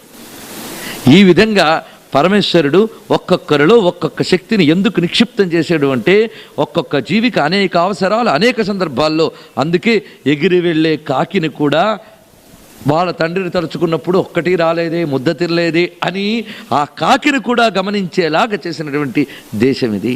విశ్వమంతా తిరిగాం, ముందే ఆకాశ మండలం నుంచి దిగాం. మనం మొదటి నుంచి మీరు పరిశీలించండి. నమో హిరణ్య భాగవే సేనాన్యే అని ఆకాశ మండలంలోంచి దిగి భూమి మీదకి వచ్చి చెట్టుని పుట్టని ఇసుకని రాతిని రప్పని గరికని వృక్షాన్ని ఇన్నిటినీ చూసి మళ్ళీ మనుషుల దగ్గరికి వచ్చి మనుషుల్లో ఇన్ని రకాల నైపుణ్యాలని చూస్తూ ఉంటే మనకి రుద్రం మొత్తం యూనివర్స్ ఎలా తిప్పుతుంది చూడండి. ప్రతిరోజు శివలింగం మీద కూర్చుని అభిషేకం చేస్తూ ఎంత చెప్తున్నాడు అంటే తాను చెప్తున్నది ఏమిటో తెలుసుకుంటే ఓహో ఇంత విశ్వరూపుడైన ఈశ్వర చైతన్యాన్ని నేను శాంతింపజేస్తున్నాను, అందువల్ల ఇన్ని రూపాలలో ఉన్న ఈశ్వరుడు శాంతిస్తున్నాడు అని వాడు అనుకుంటే ఆ విశ్వం శాంతిగా ఉండదా? ఆ ఉపాసించేవాడికి శాంతిగా ఉండదా? అది ప్రశ్న. ఆ ఉపాసించేవాడికి ఇదంతా శాంతి అయి శుభమై మంగళమై ఉంటుంది, అందులో సందేహం లేదు. అందుకే విశ్వం పుష్టం గ్రామే అస్మిన్ అనాతురం అని కోరుకున్నాం. రుద్రం చదివే చోట ఆ చోట ఉన్న కుక్క దగ్గర నుంచి అన్ని వాడికి అనుకూలిస్తాయి, అది విశేషం. ఇలాగా దర్శించినప్పుడు ప్రయోజనం ఇది. విశ్వంలో ప్రతి దానిలోంచి శివమే వాడి వైపు వస్తుంది. అందుకే మనకి ఇది అర్థం చేసుకోవడానికి ప్రహ్లాద చరిత్ర ముందు నుంచి చెప్పుకుంటూ ఉన్నాం. సర్వం ఈశ్వరమయం అనుకున్నాడు గనుకనే ప్రతి అణువులోంచి ఈశ్వర రక్ష వాడికి లభించింది. అలా అనుకునేటట్లు చేస్తున్నది రుద్రం ఇక్కడ. ఇది చెప్పి మనం దీనికి సంబంధించిన వైదిక ప్రమాణాలు మొదలైన వాటితో అర్థం చేసుకుంటే పరమేశ్వరుడు యొక్క ఈ సర్వవ్యాపకత్వం వేదం ఎన్ని చోట్ల చెప్పిందంటే ప్రపంచోపశమం శాంతం శివం అద్వైతం చతుర్థం మన్యంతే అని. త్రిగుణాత్మకంగా కనిపిస్తున్న ఈ జగత్తులో త్రిగుణాతీతమైన చతుర్థం ఏదుందో అంటే తురీయం ఏదుందో అదే శివం. అందుకే ప్రమహసపదే నిస్త్రైగుణ్యే శివాయ నమో నమః. నిస్త్రైగుణ్యే త్రిగుణావస్థలకి దాటినటువంటి వాడు తురీయావస్థలో ఉండేది చతుర్థం, ఆ చతుర్థావస్థలో ఉండేది శివం అని వర్ణించారు. ఈ శివమే త్రిగుణముల యందు వ్యాపించిందని నువ్వు తెలుసుకుంటే త్రిగుణాతీతుడిని తెలుసుకోవచ్చు. ఎలాగో అంటే 3 చెట్లు 3 రకాలు పెరుగుతున్నాయి, నిజమే. ఈ 3 రకాలు ఏ ఆధార చైతన్యాన్ని భూమిని ఆధారం చేసుకు పెరుగుతున్నాయి? అదేవిధంగా ఈ త్రిగుణాత్మకమైన జగత్తంతా కూడా ఆ ఈశ్వర చైతన్యాన్ని ఆధారం చేసుకుని బ్రతుకుతున్నాయి. అందుకు శివాన్ని గ్రహించడం అనేటువంటి విషయాన్ని ఇక్కడ మనం తెలుసుకుంటే దీనికి వేదాల్లో అనేక చోట్ల నసన్న చాసత్ శివయేవ కేవలహ అన్నారు. విశ్వమంతా శివ ఏవ కేవల, శివుడు మాత్రమే ఉన్నాడు అంటే అర్థం శుభస్వరూపుడైన పరమాత్మ మాత్రమే విశ్వమంతా నిండి ఉన్నాడు అని విశేషంగా చెప్పి, విశ్వం భూతం భువనం చిత్రం బహుధా జాతం జాయమానంచ యత్ సర్వో హ్యేష రుద్ర అని వేదమే మరొక చోట చెప్తున్నది. ఈ విశ్వం భూతం అంటే ఒకప్పుడు జరిగినది లేదా ఇప్పుడు జరుగుతున్నది, భువనము చిత్రం ఆశ్చర్యకరమైనది జగత్తు, బహుధా జాతం అనేక రకములుగా కలుగుతున్నటువంటిది, జాయమానంచా ఒకప్పుడు కలిగినది ఇప్పుడు కలుగుతున్నది ఇకపై కలగబోయేది, ఇదంతా కూడా సర్వో హ్యేష రుద్ర అని వేదమే మరొక చోట చెప్తున్నది. దాని విస్తృతి ఇక్కడ చెప్తున్నది. బహుధా జాతం చిత్రం అనేది ఏమిటో అది మనకు అర్థమయ్యేటట్లు ఇక్కడ బోధ చేసేది ఈ మంత్రంలో. సర్వో వై రుద్ర అని మరొక చోట వేదమంత్రం మాటలు ఇవన్నీ కూడా ఆ వేద ప్రమాణములతో వేదాన్నే మనం చెప్తున్నాం. అయమేవ ప్రథమానం వర్తామిచ భవిష్యామిచ నాణ్య కశ్చన మత్తో వ్యతిరిక్త అని కూడా శృతిలో ఈశ్వరవచనం ఇది. ఈశ్వరుడు చెప్తున్నాడు, అహమేవ ప్రథమమానం వర్తామి, నేనే మొదట ఉన్నటువంటి వాడిని, ఆ నేనే భవిష్యామి కలుగుతున్నటువంటి వాడిని, నా చాన్య కశ్చన మత్తో వ్యతిరిక్త, నన్ను మించి మరొకటి లేదయ్యా అన్నాడు. ఈ మాటే ఆ పరమాత్మే శ్రీకృష్ణ రూపంలో మత్త పరతరాన్యాస్యత్కించిదస్తి ధనంజయ మయి సర్వమిదం ప్రోతం సూత్రే మణిగణా ఇవా అని చెప్పాడు.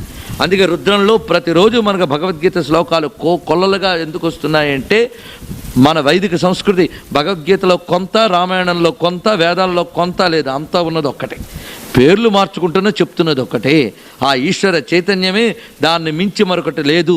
ఇదే విషయాన్ని భూతాని శంభు భువనాని శంభు వనాని శంభుర్గిరయశ్చ శంభు అని సర్వము శంభు అని చెప్పినటువంటి స్మృతి ప్రమాణాలు మనకు కనిపిస్తున్నాయి. అన్నీ శంభు శంభు అని అంటే అన్నీ నీకు శుభము కలిగించుటకే ఉన్నాయని.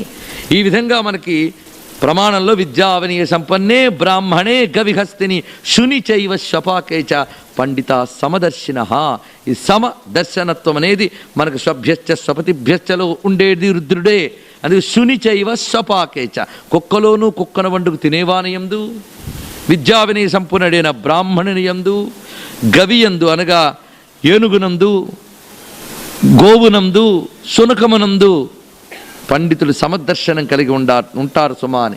ఆ పాండిత్యం మనకు కలిగిస్తోంది రుద్రం. వీరందరి యందు సమముగా వ్యాపించి ఉన్న చైతన్యం ఇది. అందుకు ఇక్కడ మనకు చెప్తున్నది శునక శరీరాన్ని కానీ లేదా శునక శరీరంలో ఉన్న జీవుణ్ణి కానీ చెప్తున్నది కాదు. ఇది ఈ రెండిటిగా వ్యక్తమవుతున్న ఈశ్వర చైతన్యాన్ని మాత్రమే, తదంతర్గతమైన చైతన్యం మాత్రమే ఇక్కడ తెలియజేయబడుతున్నది. ఇది అర్థం చేసుకోక మనకి ఆత్మలక్షణాన్ని దేహానికి అంటగట్టి సమత్వాన్ని సాంకర్యంగా అన్వయించుకుంటూ ఉన్నాం తెలియక. కనుక సమత్వం సమన్వయం ద్వారా సాధ్యమవుతుంది కానీ సాంకర్యం ద్వారా సాధ్యం కాదు. మనం అనుకునే సమత్వాన్ని అపార్థం చేసుకుంటే సమత్వం బూడిదలోనే సాధ్యం. సర్వం నశించిపోతే ఒకటే సమత్వం, బూడిదే. అలాగని సమన్వయం అనేది సృష్టిలో ఉన్న భిన్నత్వం సహజం. సహజమైన భిన్నత్వంలో స్వతసిద్ధమైన ఏకత్వం ఒకటి ఉన్నది. ఇది నువ్వు తెలుసుకుంటే అదే సమదర్శనం. ఆ సమదర్శనాన్ని ఇస్తున్నది ఈ మన వైదిక సంస్కృతి. ముళ్ళులో ఏ పరమేశ్వరుడున్నాడో పువ్వులోని ఆ పరమేశ్వరుడున్నాడు. అలాగని ముళ్ళు ఒంటికి ముడుచుకుంటున్నామా చెప్పండి?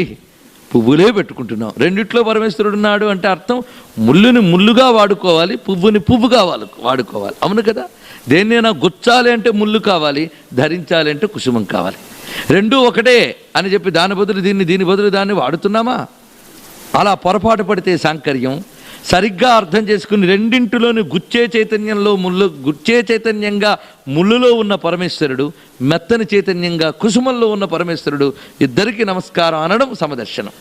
ఈ సమదర్శనాన్ని అంత చక్కగా సమన్వయాన్ని అందజేస్తున్న నమో మహద్భ్యో ఋషిభ్యో గురుభ్యో నమః. ఓం నమో భగవతే రుద్రాయ. భవ అని శివునికి పేరు.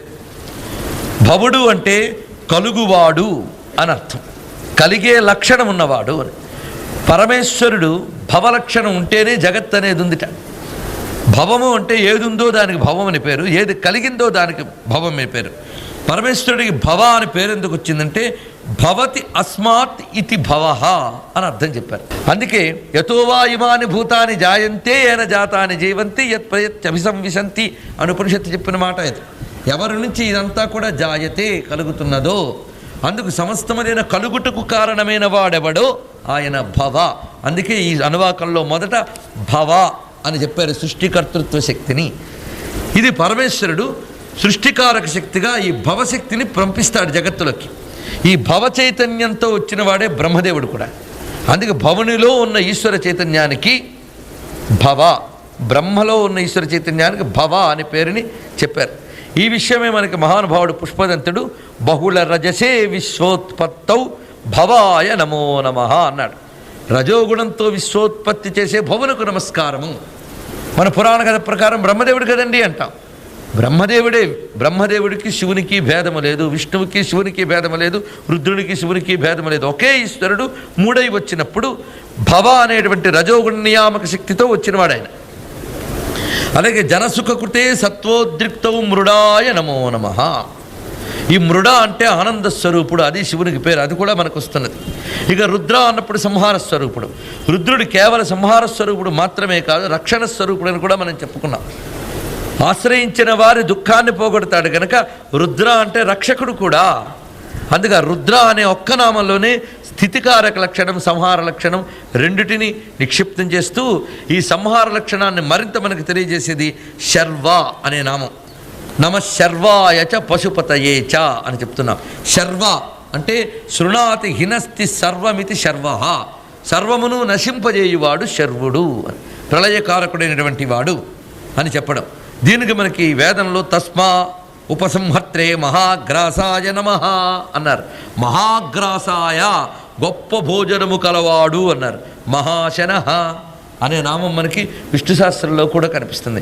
మహాగ్రాస మహాశన అని లలితా శాస్త్రంలో కనిపిస్తుంది. అక్కడ స్త్రీలింగం అయింది, ఇక్కడ పుంలింగంలో చెప్తున్నాడు. చైతన్యం మాత్రం ఒకటి. అందుకే మహాగ్రాసాయ నమః అని వేదమంత్రం చెప్తున్నది. ఆ మహాగ్రాస స్వరూపుడైనటువంటి వాడు శర్వుడు, ప్రళయకాలంలో సర్వులని హింసించేటటువంటి వాడు. పశుపతయే ముందే చెప్పుకున్నాం పశుపతి యొక్క లక్షణం. ఇక్కడ నామాల వరుస అంతా మనం పరిశీలిస్తూ ఉంటే శివుని యొక్క అష్టమూర్తుల్ని ఒక్కొక్క నామంలో, ఇక్కడ కొన్ని నామాల్లో, తర్వాత మరికొన్ని నామాల్లో ప్రతిష్ఠింపబడుతున్నాడు. మనం ఒక చోట చూడాలి. భవ శర్వ ఈశాన పశుపతి రుద్ర ఇవన్నీ శివుని యొక్క అష్టమూర్తులు. భవాయ అంటే కలిగించువాడు. ఈ కలిగేదంతా కూడా జలంలోంచి కలుగుతుంది. మొదట జలము, తర్వాత జగత్తు అని మనకి పురాణాల్లో ప్రళయం తర్వాత తిరిగి సృష్టి ప్రారంభించినప్పుడు ఏకార్ణమైన జలాన్నే వర్ణించారు. ఈ జలమును అధిష్ఠించిన ఈశ్వర చైతన్యానికి భవము అని పేరు. అది జలం, అది విశేషం. అంటే జన్మ లయము దేని ఎందుకు కలుగుతుందో జలం అని చెప్పారు. ఇది ఒక విశేషమైనటువంటి శబ్దం మనకి.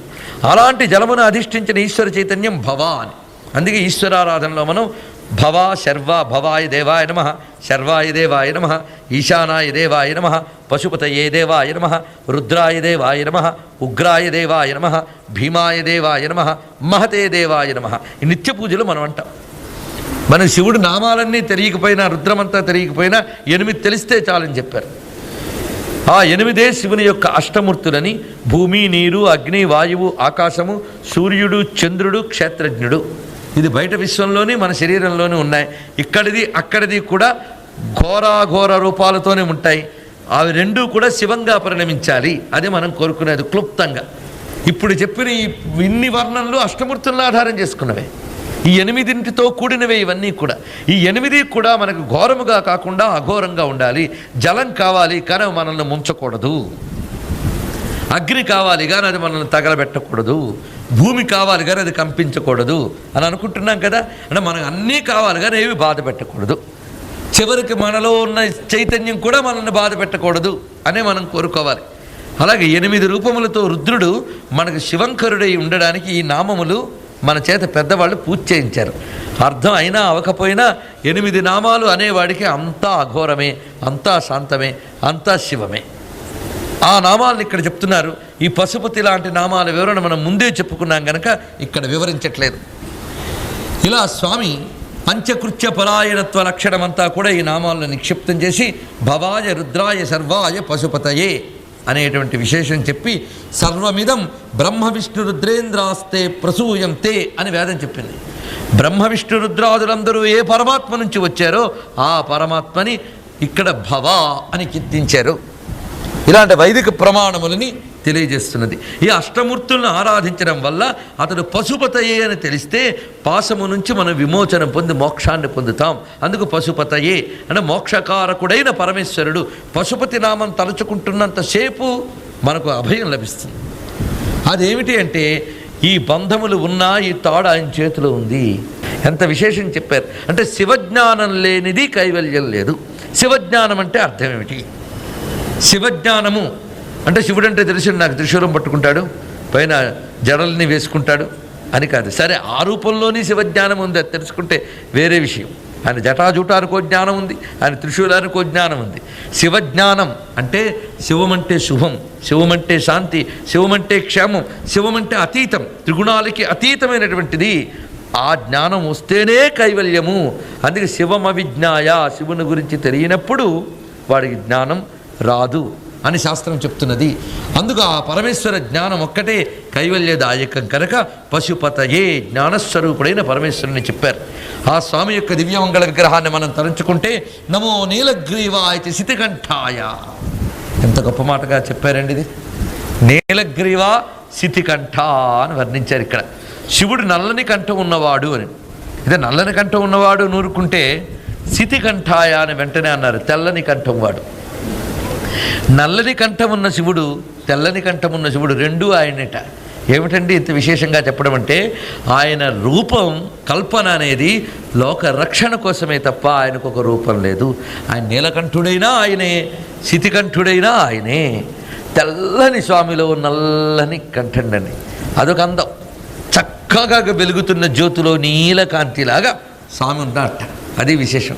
ఆ నీలకాంతి ఆ కంఠ మధ్యంలో ప్రకాశిస్తూ ఉంటే స్వామి తెల్లని వాడు ఎలా ఉన్నాడంటే దాక్షిణ్యంబొక రూపు కట్టి ఎదుటంతా నిలిచినట్లున్నదే, అక్షీణంబగు జ్యోతి మధ్యమున నీలాభన్ విడంబించు నీ రక్షానైపుని చాటు శ్రీగళముతో రాజిల్లు సర్వేశ, నా పక్షంబుండి స్మరింపు మామదిని దేవా నీలకంఠేశ్వర. ఆ పరమేశ్వరుడు జ్యోతిస్వరూపుడై ఉండగా ఆ మధ్యలో జ్యోతికి మధ్యలో నీలకాంతి వలె ఆయన కంఠంలో నీలపు కాంతి కనిపిస్తుందట. అది ఎందుకంటే రక్షణ, మిమ్మల్ని కాపాడుతాను నాయనా అని చెప్పడానికి నీలకంఠుడై భాషిస్తూ ఉన్నాడు స్వామి. ఆ నీలకంఠుడు నిజానికి ఆయన చూడగానే తెలుసుకోవాలి, ఆయన నీలకంఠుడు అయ్యాడు కానీ నిజానికి తెల్లని కంఠం వాడేనండి. అందుకే శితికంఠాయ. నీలకంఠం కాకముందో శితికంఠుడే కదా, మరి నీలకంఠుడు ఎందుకు అయ్యాడు? మనల్ని రక్షించడం కోసం. అందుకే నీలకంఠం చూడగానే పాపం తెల్లని గొంతు కాస్త నీలం చేసుకున్నాడే. ఎవరి కోసమయ్యా? మన కోసం. ఆయన కారుణ్యాన్ని చూపిస్తున్నాడు. లోకరక్షణ కోసం విషాన్ని కంఠంలో దాచుకుని నీలకంఠుడయ్యాడు గనక నీలగ్రీవాయచ శితికంఠాయ అని వర్ణించారు ఇక్కడ స్వామిని. ఆయనే నమఃకపర్దినేచ వ్యుప్తకేశాయచ. ఆ పరమేశ్వరుడు జుట్టు బాగా పెంచుకున్నటువంటి వాడు. కపర్దము అని స్వామి జటాజూటానికి పేరు. ఎంత జటాజూటం అండి అది! ఎంత జటాజూటం అంటే అగస్త్య మహర్షి సముద్రాన్ని తాగేసిన తర్వాత భగీరథుడు తెచ్చినటువంటి జలంతో సముద్రం నిండిపోయింది. భగీరథుడు ఏ జలం తెచ్చాడు? శివుడు జడపాయల నుంచి వదిలిన కాసింత నీరు పట్టుకొచ్చి సముద్రం నిండిపోయింది అక్కడ. అంటే ఆయన ఒక పాయలో కొంత వదిలేడంటే అది అంతుందో అక్కడ అంతని జడలో పెట్టుకున్నాడంటే ఆయన అంతున్నాడో మహారూపాన్ని ఊహించుకుంటే. అంత జటాజూటంలో ఆ గంగని నిబద్ధం చేశాడు. అందుకే స్వామి జటాజూటానికి కపర్దము అని పేరు. కపర్దం అంటే కం పర్దయతి ఇది కపర్దం అని. కం అంటే జలం, పర్దయతి అంటే పాలించున్నది, నియంత్రించున్నది అని అర్థం. జలమును నియంత్రించేటటువంటి జటాజూటం కలవాడు గనక, అంటే బ్రిడ్జి కట్టిన వాడు మొదటే ఆయన, జలాన్ని నియంత్రించినటువంటి వాడు తన జటాజూటంతోనే కట్టేట. అంత దుడుకుళ్ళ గంగ ఆ జడలోకి వచ్చేటప్పటికి ఎలా రావాలో బయటికి తెలియలేదు. అంత ఆకాశపథంలోంచి దిగింది కానీ ఆ తలలో ఇమిడిపోయింది. అలా ఉన్నాడు ఆయన. అందుకు అంత మహాజటాజూటంట. కపర్దినే, శివుని జటాజూటాన్ని తలంచుకుంటే ఒక సిద్ధి ఉందండి. అదొక విశేషం. మనకి ఇక్కడ ప్రతి మంత్రంలో ఆ నామంలో ఓ భవాయ అర్థం చేసుకున్నాం అని కాదు, భవ అనే శబ్దం మనలో చెవిలోంచి వెళ్ళిందంటే ఒక ప్రయోజనం ఉంది. అలాగే కపర్దినే అనగానే అంత జటాజూటం ధరించుకున్న పరమేశ్వరుని ఒక్కసారి తలంచుకుంటే కలిగే శక్తులు ఎన్నో అంటే ఆ జడలో ఎన్ని ఉన్నాయో అన్ని శక్తులుట. ఆ జడలో ఎన్ని శక్తులు ఉన్నాయో తెలుసా? ఊహించగలమా? ఊహించగలం, మీరు ప్రయత్నించండి. ఎలాగూ దక్ష ప్రజాపతి శివుణ్ణి అవమానిద్దామని యజ్ఞం చేస్తే ఆయన ఏం పట్టించుకోకపోతే అమ్మవారు బయలుదేరారు. ఈయన ఇంతే, అవమానించినా పట్టించుకోడు, శివద్రోహుల్ని శిక్షించడానికి నేనే బయలుదేరుతానని వెళ్ళింది ఆ తల్లి. వెళ్ళిన తర్వాత ఆ తల్లి దక్షుడు శివనిందకుడు కనుక శివనిందకుడు కూతురుగా ఉండరాదని దేహాన్ని త్యాగం చేసింది. అప్పుడు కబురందిన తర్వాత ఆయన లేచాడు. లేచి ఏం చేశాడు? ఒక్క జడ తీసేటండి, తీసి కొట్టాడు. కొడితే ఎవడొచ్చాడో తెలుసా? అభ్రంలహాదిభ్ర విభ్రమ భ్రభ్రమ కృన్నీల దీర్ఘ శరీరమరా వచ్చాడు ఒక ఆయన. ఎవడు? వీరభద్రస్వామి. ఆయనకి ఎన్ని చేతులు అంటే 1000 చేతులతో వచ్చాడు ఆయన. 3 కళ్ళతో 1000 చేతులతో 1000 చేతులకు ఆయుధాలతో భద్రకాళి సమేతుడే వెనకాల రుద్రగణాలతో సహా వచ్చాడు. ఎక్కడి నుంచి వచ్చాడు? ఒక్క జటాజూటం నుంచి వచ్చాడు. ఇలాంటి జడలు ఎన్నున్నాయో అంటే ఎన్ని శక్తులు ఉన్నాయో దానిలో ఆలోచించుకోండి. ఒక మహాగ్నికి ఎన్ని శిఖలున్నాయో పరమేశ్వరుడికి అంత కపర్దం ఉన్నది. అది విశేషం. స్వామి కపర్దము కంపర్దయతి. మనం మొదటే చెప్పుకున్నాం, శివుడంటే ఎవరు? యజ్ఞాగ్ని స్వరూపుడు అనేటటువంటిది. అందుకే శివుణ్ణి ధ్యానిస్తున్నామంటే యజ్ఞాగ్నిని ధ్యానిస్తున్నాం. యజ్ఞాగ్నిని మనం రగిల్చినప్పుడు ఒట్టి అగ్నియందు నెయ్యి పోస్తే ఏ దేవతకి అందదు. అగ్నిని రగిల్చినప్పుడు స్వామి దేని మంత్రములు మనం చదువుతున్నాం, ఆ మంత్రాలు చదివినప్పుడు విశ్వవ్యాపకమైన ఏ ఈశ్వర చైతన్యం ఉందో దాన్ని ఇందులో ఆవహింపజేస్తున్నాం.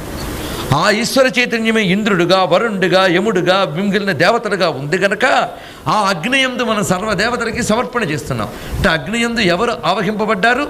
ఈశ్వర చైతన్యం ఆవహింపబడింది. అందుకే రుద్రుడు అగ్నిహోత్ర స్వరూపుడు. అగ్నియందు ఆహుతులు ఇవ్వడం ఎలాంటిదో శివలింగానికి అభిషేకం చేయడం అలాంటిదే అని చెప్పుకున్నాం. విశ్వమంతా అగ్ని సోమాత్మకమనే ఫార్ములాతో నడుస్తుందని వివరమంతా చెప్పుకున్నాం. మళ్ళీ ఆ వివరం నేను చెప్పను, మీరు ఒక్కసారి గుర్తు తెచ్చుకోండి. ఎందుకంటే పరమేశ్వరుని తలంచుకున్నామంటేనే ఎర్రని జటలవాడు ఆయన.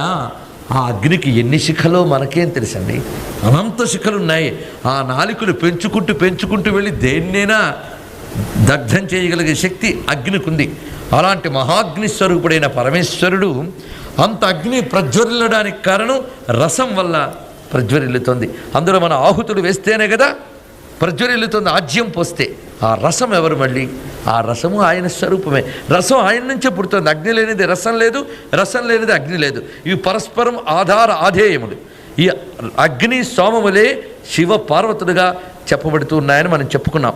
ఈ మొత్తం తత్వమే శివస్వరూపంలో ఉందని జటాజూటములన్నీ కూడా అగ్నిశిఖలని చెప్పి అందులో పడుతున్నటువంటి అందులో ఉన్న గంగా చంద్రలేఖ ఈ రెండు కూడా రసానికి సంకేతమైతే ఆ జడల అగ్నికి సంకేతమని ఈ మొత్తంగా మనం యజ్ఞాగ్నినే శివస్వరూపంలో చూస్తున్నామని చెప్పుకున్నాం. ఈ విషయాన్ని ఒక్కసారి గుర్తు తెచ్చుకుంటే శివుని యొక్క స్వరూపాన్ని భావించిన వెంటనే ఈ విశ్వమనే యజ్ఞాన్ని నిర్వహిస్తున్నటువంటి ఆ మూల చిదగ్ని కుండం, అందులోంచి ఆవిష్కరిస్తున్న ఈశ్వర శక్తి మనకు అవగతమవుతుంది. ఇదే చిదగ్నికుండ సంభూత అయినటువంటి పరాశక్తి విశేషం. ఇవన్నీ ఒకదానికో సంబంధం ఉన్నటువంటిది. అది యజ్ఞస్వరూపము కనుకనే యజ్ఞప్రియ యజ్ఞకర్త్రి యజమాన స్వరూపిణి అని అక్కడ చెప్పుకున్నాం. యజ్ఞో యజ్ఞ విదవ్యంగో యజ్ఞాంగో అని చెప్పుకుంటున్నాం.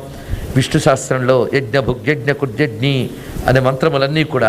అందుకే ఇదంతా ఒక మహాయజ్ఞస్వరూపం. యజ్ఞస్వరూపమే విశ్వవ్యాపకమైంది గనక యజ్ఞో వై విష్ణు అని చెప్తున్నాం. అందుకే వేదం ఎప్పుడు ఒకే పరమేశ్వరుని చెప్తున్నది అని మనం భావించడానికి కారణం ఇది.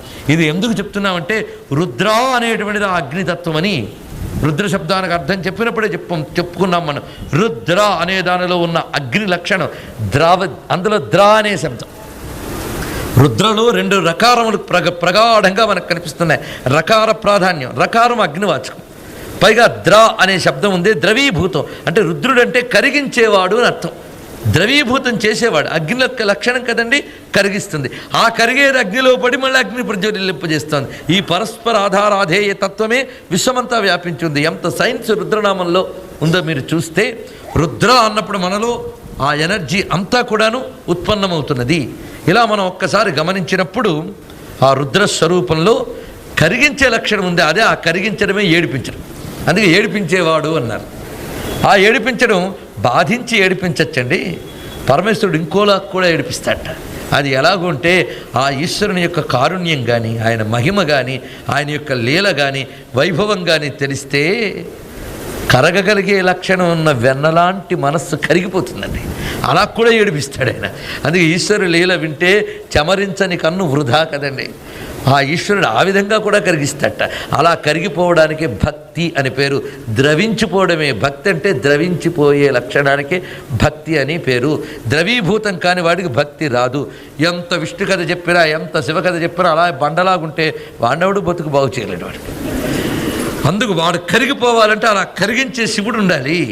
అందుకే ఒక భావన, మన అందమైన భావన ఒకసారి చేసుకున్నాం, ఒక్కసారి తలంచుకోవాలి. అది రుద్రుడు అనేవాడు ఒక మహాగ్ని అయితే మనం చేసేది నమస్కారం. నమస్కారం అంటే మనస్సే నమస్సు అన్నాం. ఆహుతి వెయ్యడం యజ్ఞంలో చేసే ప్రక్రియ. అందులో స్వాహ అని వేశాం, అంటే నాది కాదు నీదే అని ఇచ్చేసాం నమమ. అలాగే దాని బదులు మనస్సు ఇవ్వడం నమః. ఇది ఇచ్చినప్పుడు కూడా మన మనస్సు ఒక నెయ్యిలా పడిపోవాలి ఆయనలో. చివరికి మనస్సుకు ప్రత్యేకమైన ఉనికే ఉండకూడదు. ఆ మనోలయమే మోక్షం. అది నమస్కారం ద్వారా మనకి సిద్ధించాలి.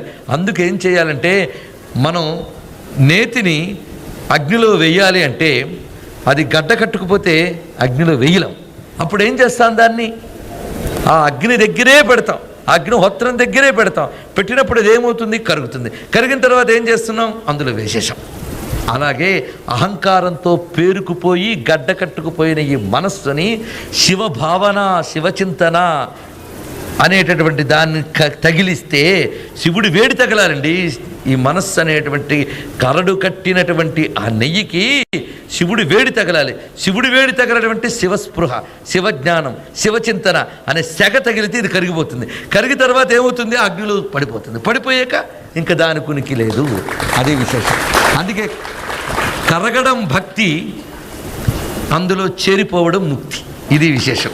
అందుకే ఆ కరిగే లక్షణం రుద్రుడి దగ్గర మనకు కరగాలి. అలా మనస్సును కరిగించే లక్షణం ఆయన దగ్గర ఉంది. అది విశేషం. శంకరులే చెప్పారు, జటిలీ ముండి లుంచిత కేశ కాషాయాంబర బహుకృత వేష పశ్యన్నపిచన పశ్యతి మూఢ ఉదర నిమిత్తం బహుకృత వేష అన్నారు ఆయన. కడుపు నింపుకోవడానికి వేషాలు వేసేవాళ్ళు చాలామంది ఉంటారు. సరే, వాళ్ళని వదులుదాం. కానీ యతి సంప్రదాయంలో జటి, ముండి ఈ సంప్రదాయాలు ఉన్నాయి. జడలు ధరించిన గురుస్వరూపాలు ఉన్నాయి, జడలు ధరించిన గురుస్వరూపాలు ఉన్నాయి, జడలు లేని గురుస్వరూపాలు ఉన్నాయి. వ్యుప్తకేశాయచ అంటే తల గొరిగించుకున్న గురువులు. కనుక ఇక్కడ చెప్పబడుతున్నది ఎవరు, యతీశ్వరుల రూపంలో ఉన్న రుద్రుడికి నమస్కారము. గృత్సేభ్యో గృత్సపతిభ్యశ్చవో నమః సంసారుల రూపంలో ఉన్న రుద్రుడికి నమస్కారం. అదేమో లంపటులు, ఇది ఏ లంపటులు లేని వాళ్ళు. ఇదేనండి మనం చుట్టూ ఉన్న చూస్తున్న ప్రపంచం. ప్రవృత్తి మార్గంలో కొందరు, నివృత్తి మార్గంలో కొందరు, బైరాగులు కొందరు, సరాగులు కొందరు, సంసారులు కొందరు, సన్యాసులు కొందరు. అనేక వృత్తుల వారు ఎన్నిగా ఉన్నాయో అన్నింటిలోని ఈశ్వరుడు ఉన్నాడు. అంత గొప్ప సన్యాసుల దేవుడు లేడు, అంత గొప్ప సంసారుల దేవుడు లేడు పరమేశ్వరుడు. వ్యుక్తకేశాయచ అంటే ఎవరు, మన ఆదిశంకరుల రూపంలో వచ్చిన శివునికి నమస్కారము. అయ్యా, రుద్రంలోనే శంకరుల గురించి చెప్పారా? రుద్రం ఫలానా బీసీ నాడు పుట్టింది, ఏడి నాడు పుట్టింది, ఫలానా ఏడికి పోయే పుస్తకం కాదండి. వేదం అనంతకాల దర్శనం. అందులో జరిగిన అవతారాలు మాత్రమే ఉండవు, జరగబోయేవి కూడా ఉంటాయి. శంకరాచార్యులు ఏ రుద్రంతో అభిషేకం చేసుకునేవారో ఆ రుద్రంలోనే ఆయన అవతారం గురించి ఉంది. అది విశేషం ఉంటుందండి. మరి రామచంద్రమూర్తి ఏ వేదాన్ని అధ్యయనం చేశాడో అదే వేదంలో రామకథ ఉంది. కృష్ణ పరమాత్మ ఏ వేదాన్ని నేర్చుకున్నారో అదే వేదంలో కృష్ణ కథ ఉంది. కానీ అని అరగనట్టే నేర్చుకున్నాడు. అందులో రామకథ ఉందన్న విషయం విశ్వామిత్రుడికి, వశిష్ఠుడికి తెలుసు, మిగిలిన వాళ్ళకి తెలియదు రాముడి కాలంలో. అలాగే కృష్ణ కథ అందులో ఉందని ఆనాటి మహర్షులకు తెలుసు, మిగిలిన వారికి తెలియదు. అలాగే శంకరాచార్యుల వారి అవతారం కూడా వేదంలో చెప్పబడిందన్న విషయం పురాణ ప్రమాణంతో మనం తెలుసుకోవాలి. అందుకు మనకు శివరహస్యం చెప్తున్నది, చతుర్భి సహిత శిష్యై శంకరో అవతరిష్యతి అన్నారు. ఆ పరమేశ్వరుడు ఎప్పుడైతే వైదిక ధర్మం ముక్కలైపోయినదో, అవేదిక ధర్మములన్నీ వచ్చాయో, ఆ పరమేశ్వరుడు చతుర్భి సహిత శిష్యై 4 శిష్యులతో అవతరిస్తున్నారు. వారే సురేశ్వరాచార్య పద్మపాదాది మహా ఆచార్యులతో అవతరించినటువంటి ఆదిశంకర భగవత్పాదులు. అందుకే కపర్దినేచ అంటే దక్షిణామూర్తి స్వరూపం, వ్యుప్తకేశాయచ అంటే శంకరాచార్య స్వరూపం. దక్షిణామూర్తి మాత్రమే కాకుండా శివుని యొక్క అవతారములైన దూర్వాసాది మహర్షి స్వరూపాలు కూడా మనం ఒక్కసారి భావన చేయాలి. కపర్దినేచ వ్యుప్తకేశాయచ. ఇక్కడ మరొక విశేషం ఏమిటి అంటే, చెల్లా చెదురుగా అటు ఇటు ఉన్నటువంటి జడలన్నింటినీ చక్కగా ముడివేస్తే దాని పేరు కపర్దం. ముడులన్నీ విప్పిస్తే ఉట్టి జటాజూటం. ఈయన కపర్దం ఎంత అందంగా ముడివేసుకున్నాడో అసలు ఆ ఓపిక మెచ్చుకోవాలి. మొత్తం అంత జటాజూటాన్ని అంత చక్కగా ముడివేసుకున్నట్ట. ఆ ముడివేసి మళ్ళీ ఆ ముడి ఎక్కడైనా విడకూడదు. అందుకేం చేశాడు, ఒక సర్పం అక్కడ తలపాగలా చుట్టూ కూర్చుంది ముడి విడకుండా. అలా కూర్చున్నాడు ఆయన. కపర్దినే అంటే అటు ఇటు చల్లా చెదురైపోతున్న వాటన్నిటినీ చక్కగా ఒకచోట బంధించేట. ఇది జగత్తులో ఆయన చేసే పని. వివిధ విధములుగా ఉన్న వాటన్నిటినీ ఒకచోట సమీకరించి కుదురు చేస్తాడు. మనకి చూడండి ఎన్ని బంధాలు. ఈ బంధాలన్నీ జటాజుటంలాగా ఒకదానితో ఒకదానికి లింకు దాన్నంతటి కుదురు చేశాడు. కనుక ఈ జగత్తునంతటినీ ఒక జటాజుటంలాగా వివిధ బంధాలతో పెట్టుంచాడని అలాగే ఉంచుకుంటాడా? సమయం చూసి వ్యుప్తకేశాయచ మొత్తం గురిగేస్తాడు. అన్నీ సమకూర్చుతాడు, అన్నీ తొలగించగలడు. అది చెప్పడమే నమఃకపర్దినేచ వ్యుప్తకేశాయచ. ఇది విశేషం. పరమేశ్వరుడి జటాజుటాలు దేనికి సంకేతాలయ్యా అంటే, అది ఆయనలో ఉన్నటువంటి జ్ఞానశక్తికి తపశ్శక్తికి సంకేతాలని చెప్పారు. తపస్సన్నా జ్ఞానమే అని అర్థమేంటి? బహుశాఖ హ్యనంతశ్చ. వేదం ఎలా ఉంటుందంటే అనేక శాఖలతో అనంతములే విస్తరించి ఉంటుంది జ్ఞానం. అందుకే సాంఖ్యాది శాఖలన్నీ కూడా ఓడలవలే విస్తరిస్తే జ్ఞానమనే మర్రి చెట్టు ఉన్నది అన్నాడు. జ్ఞానమనే మర్రి చెట్టు సాంఖ్యాది విద్యలనే ఓడలను విస్తరించుకుందిట. అలా పరమేశ్వరుడు ఒక పెద్ద మర్రి చెట్టు లాంటి వాడు అని వర్ణించారు. మర్రి చెట్టుకు ఓడలు ఉన్నట్టు ఈయనకి జాడలు ఉన్నాయట. అలాగే రకరకములైన జ్ఞానశక్తులు, విద్యాశక్తులు, లోకపాలక శక్తులు, లోక రక్షక శక్తులు దాచుకున్నాడు ఆయన ఆ జటాజుటంలో.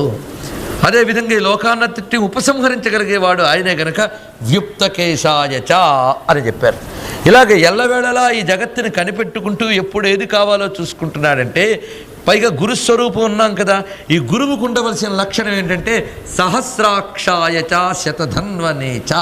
అది విశేషం. గురువుకు ఉండవలసింది సహస్రాక్ష లక్షణం. గురువులు సామూహిక ఉపదేశాలు చేయరండి, అది బాగా గుర్తుపెట్టుకోండి. గురువులైన వాళ్ళకి వేల కళ్ళు ఉంటాయి, అది విశేషం. అనంతాక్షులు అంటే అర్థం సర్వజ్ఞులు అని అర్థం. సర్వజ్ఞుడైన వాడు డాక్టర్ అందరికీ ఇదే మందని ఇస్తాడా చెప్పండి? ఒక్కొక్క పేషెంట్కి ఒక అపాయింట్మెంట్, ఒక కన్సల్టింగ్. అంతేగాని తన దగ్గర వెయిట్ చేస్తున్న పేషెంట్లు అందరి దగ్గరికి వచ్చి మీరు అందరూ ఫలానా మంది వేసుకుని వెళ్ళిపోతే ఆ డాక్టర్ని అరెస్ట్ అయినా చేయాలి, కొట్టడి మీద కొట్టాలి. అలాగా ఆ జీవుడు ఏమిటి, ఆ జీవుడి యొక్క లక్షణం ఏమిటి పరిశీలించి వాడు ఏ విధంగా తరిస్తాడో ఆ విధంగా వాడికి అనుగుణమైన విద్యనిచ్చేవాడు గురువు. అందుకు సర్వజ్ఞత్వ లక్షణం గురువుకు ఉండాలి గనక సహస్రాక్షాయ అంటే సర్వజ్ఞుడు అని. పరమేశ్వరుడు సర్వజ్ఞుడు అవునా కాదా అనే సందేహం ఎవ్వడికి కలగదు కదా. ఎస్ సర్వజ్ఞ అని వేదమే చెప్తూ ఉన్నది స్వామివారి గురించి వర్ణిస్తూ. అందుకే సర్వజ్ఞ సర్వవిత్ అని శృతి. సర్వజ్ఞుడు, సర్వము తెలుసుకునేటువంటి వాడు అయిన ఆ పరమేశ్వరుడు శతధన్వనే అనంతములైన ధనుస్సులు కలిగినటువంటి వాడు. అనంతమైన ధనుస్సులు అంటే ఇక్కడ ఎలా వర్ణించిందంటే ప్రణవో ధనుహు అని వేదం వర్ణించింది. ఓంకారం అనే ధనువు నుంచి అనేక బాణాలు వచ్చాయట. ధనుస్సు ఒక్కటే బాణాలు ఎక్కువ, అవునా లేదా అండి? ఒక్క ధనుస్సు నుంచి అనేక బాణాలు ఉత్పన్నమవుతాయి, దాని నుంచి మన వైపు ప్రసరింపబడతాయి. అలాగే పరమేశ్వరుడు వేదమంత్రములు అనే బాణాలను ఓంకారం అనే ధనువు నుంచి ప్రయోగించట.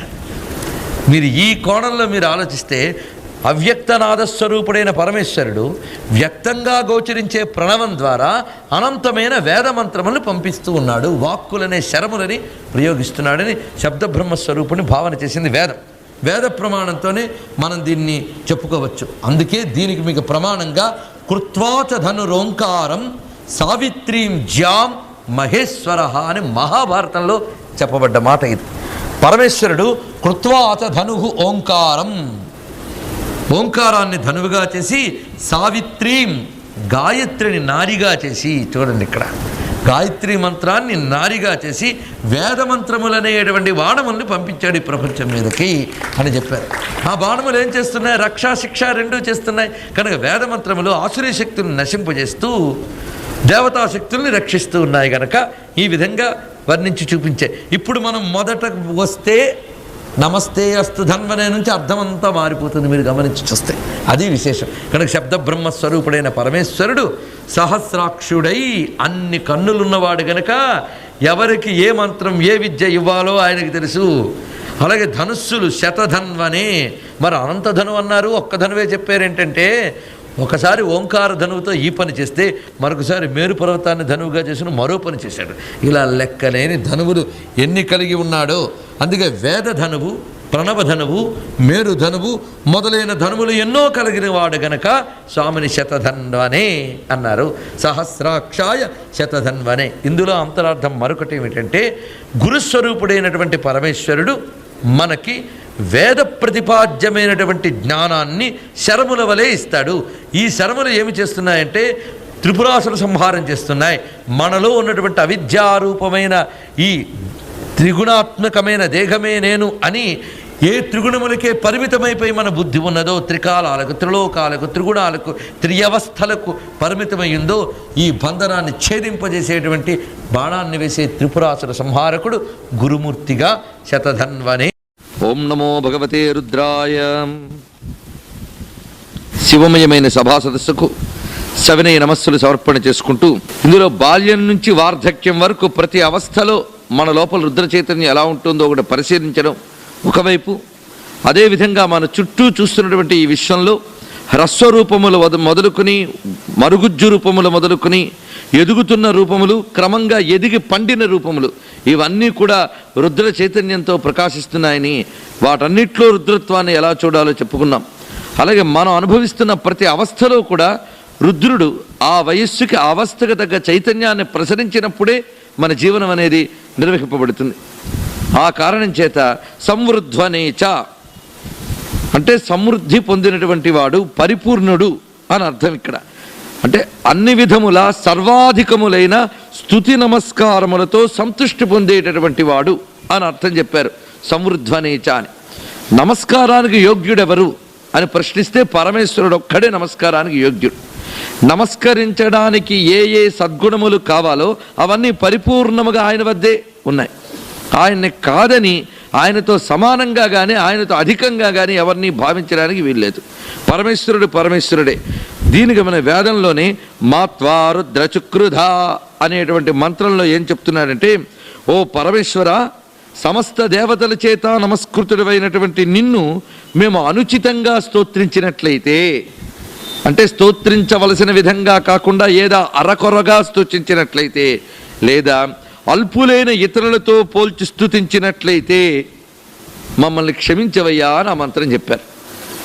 ఆ మంత్రం ద్వారా మనకి అక్కడ కూడా రుద్ర శబ్దం కనబడుతుంది. అంటే రుద్రుడు సర్వాధికత్వాన్ని తెలియజేస్తున్నారు. సర్వదేవమయుడైనటువంటి రుద్రుడే సంవృధ్వనేచ అని చెప్పి, ఈ బృహతేచ వర్షీయసేచ అనే మాట బట్టి పరబ్రహ్మస్వరూపుడు అనేది తెలుసుకోవాలి. ఈ పరబ్రహ్మ స్వరూపుడు కనుకనే తర్వాత మంత్రంలో నమో అగ్ర్యాయచ ప్రథమాయచ అని వర్ణిస్తున్నారు.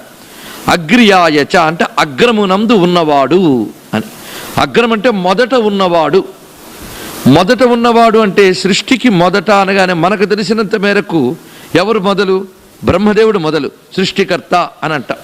ఎప్పుడైనా మనం వెళ్ళగలిగిన కారణం దాకా వెళ్ళి దానివల్ల జరిగిందండి అని వెంటనే నిర్ణయించేసుకుని ఆ కారణం మీద రభస చేస్తూ ఉంటాం. కానీ ఈ కారణం వెనక మరో మహాకారణం ఉంటుంది.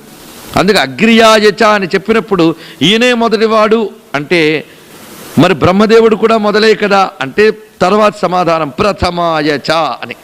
బ్రహ్మదేవుడి సృష్టికి మొదలు అనుకుంటే ఈ ఆయన కంటే మొదలయ్యా ఈయన అని మళ్ళీ నొక్కి చెప్తున్నాడు.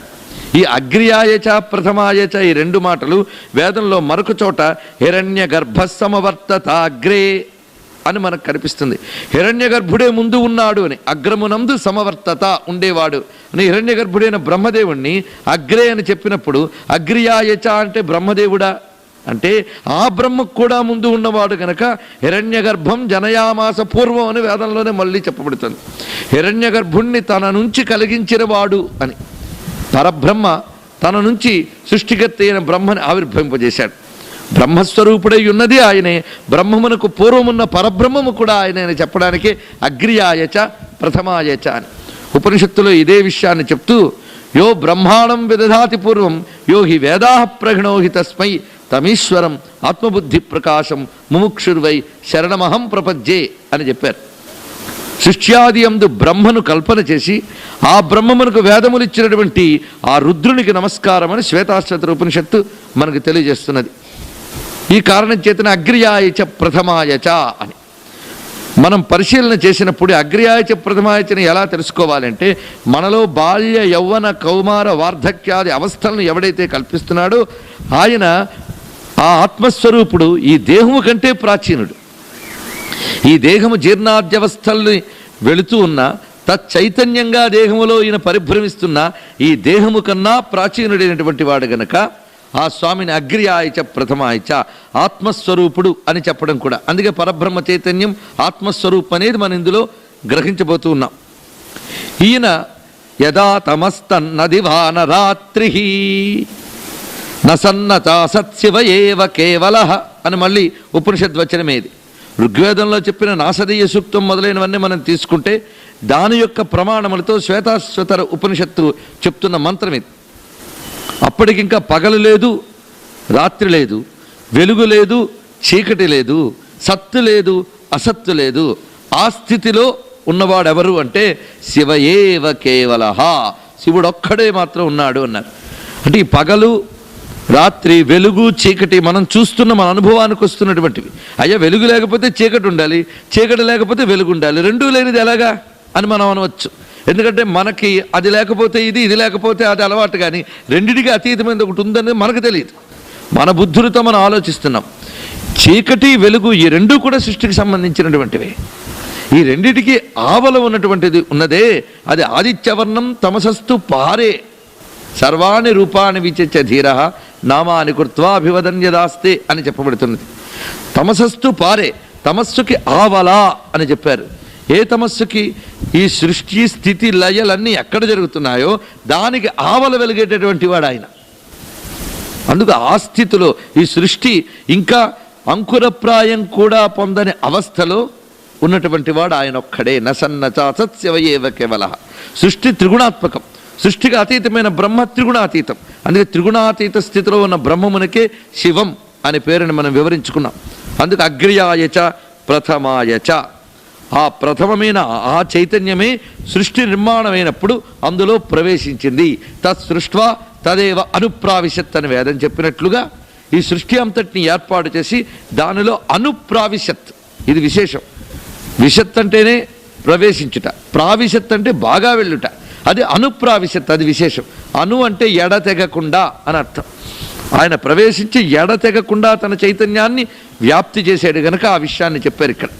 అలా వ్యాప్తి చేసేటువంటి ఆ స్వామి ఎలాగ వ్యాపించి ఉన్నాడు జగత్తులో అంటే నమ ఆసవేచ అజిరాయచ అని చెప్పారు.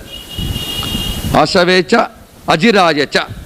ఆసవే అంటే ఆశు వ్యాప్తౌ అనే ధాతువు నుంచి ఇది వచ్చింది, అంటే వ్యాపించుట అని అర్థం.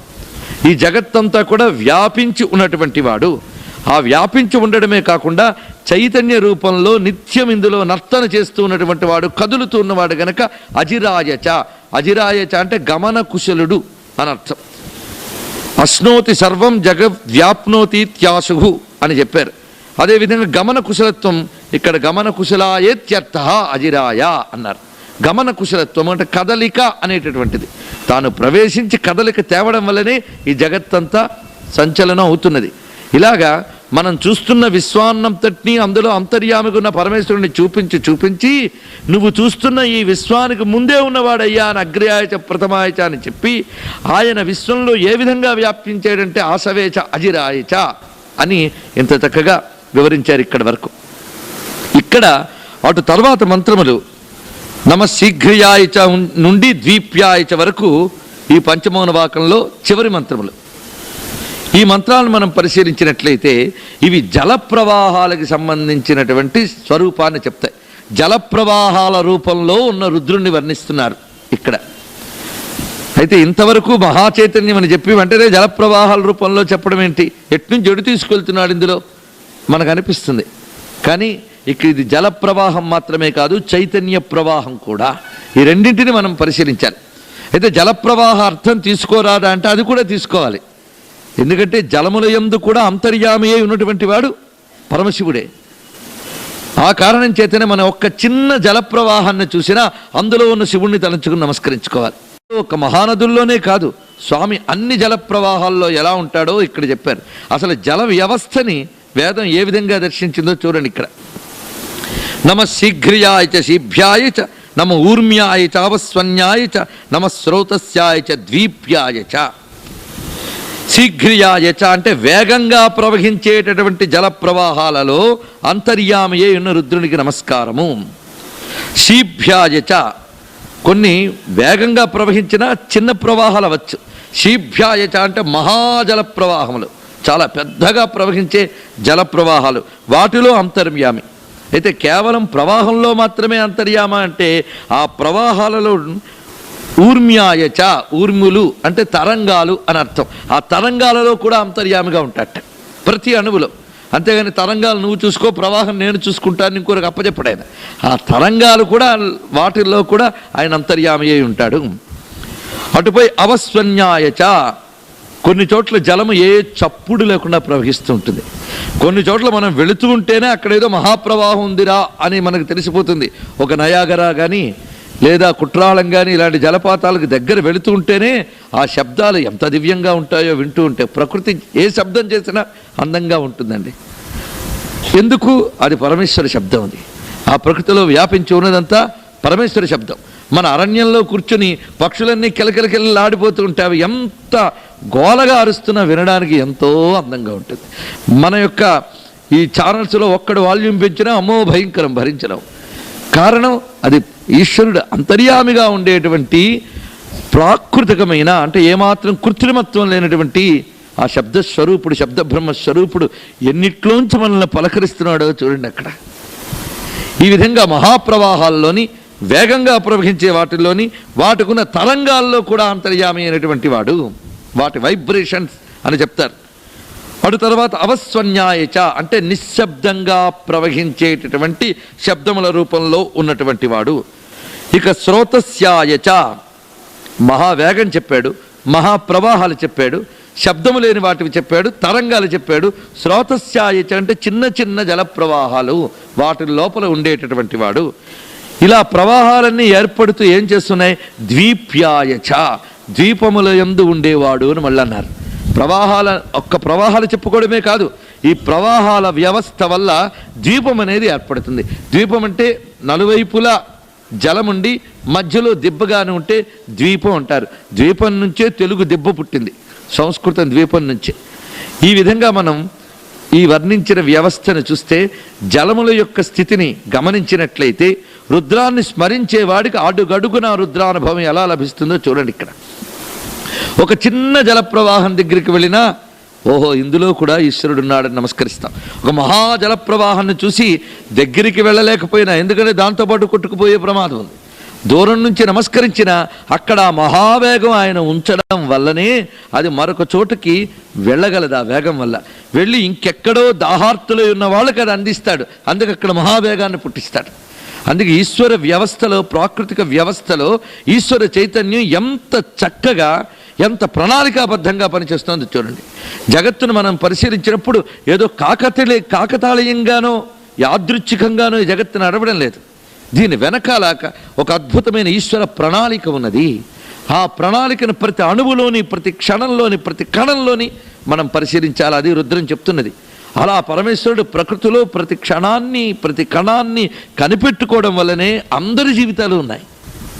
ఈ విధంగా ఇన్ని రకాల జల వ్యవస్థను ఏర్పరిచి ద్వీపాన్ని కూడా ఏర్పరిచాడు. అంటే అన్నీ ముంచేయడం కాదు, ముంచకుండా కొంత మిగుల్చుతాడు. ఆ మిగిల్చిన దానిలో కొంతమంది బ్రతుకుతారు.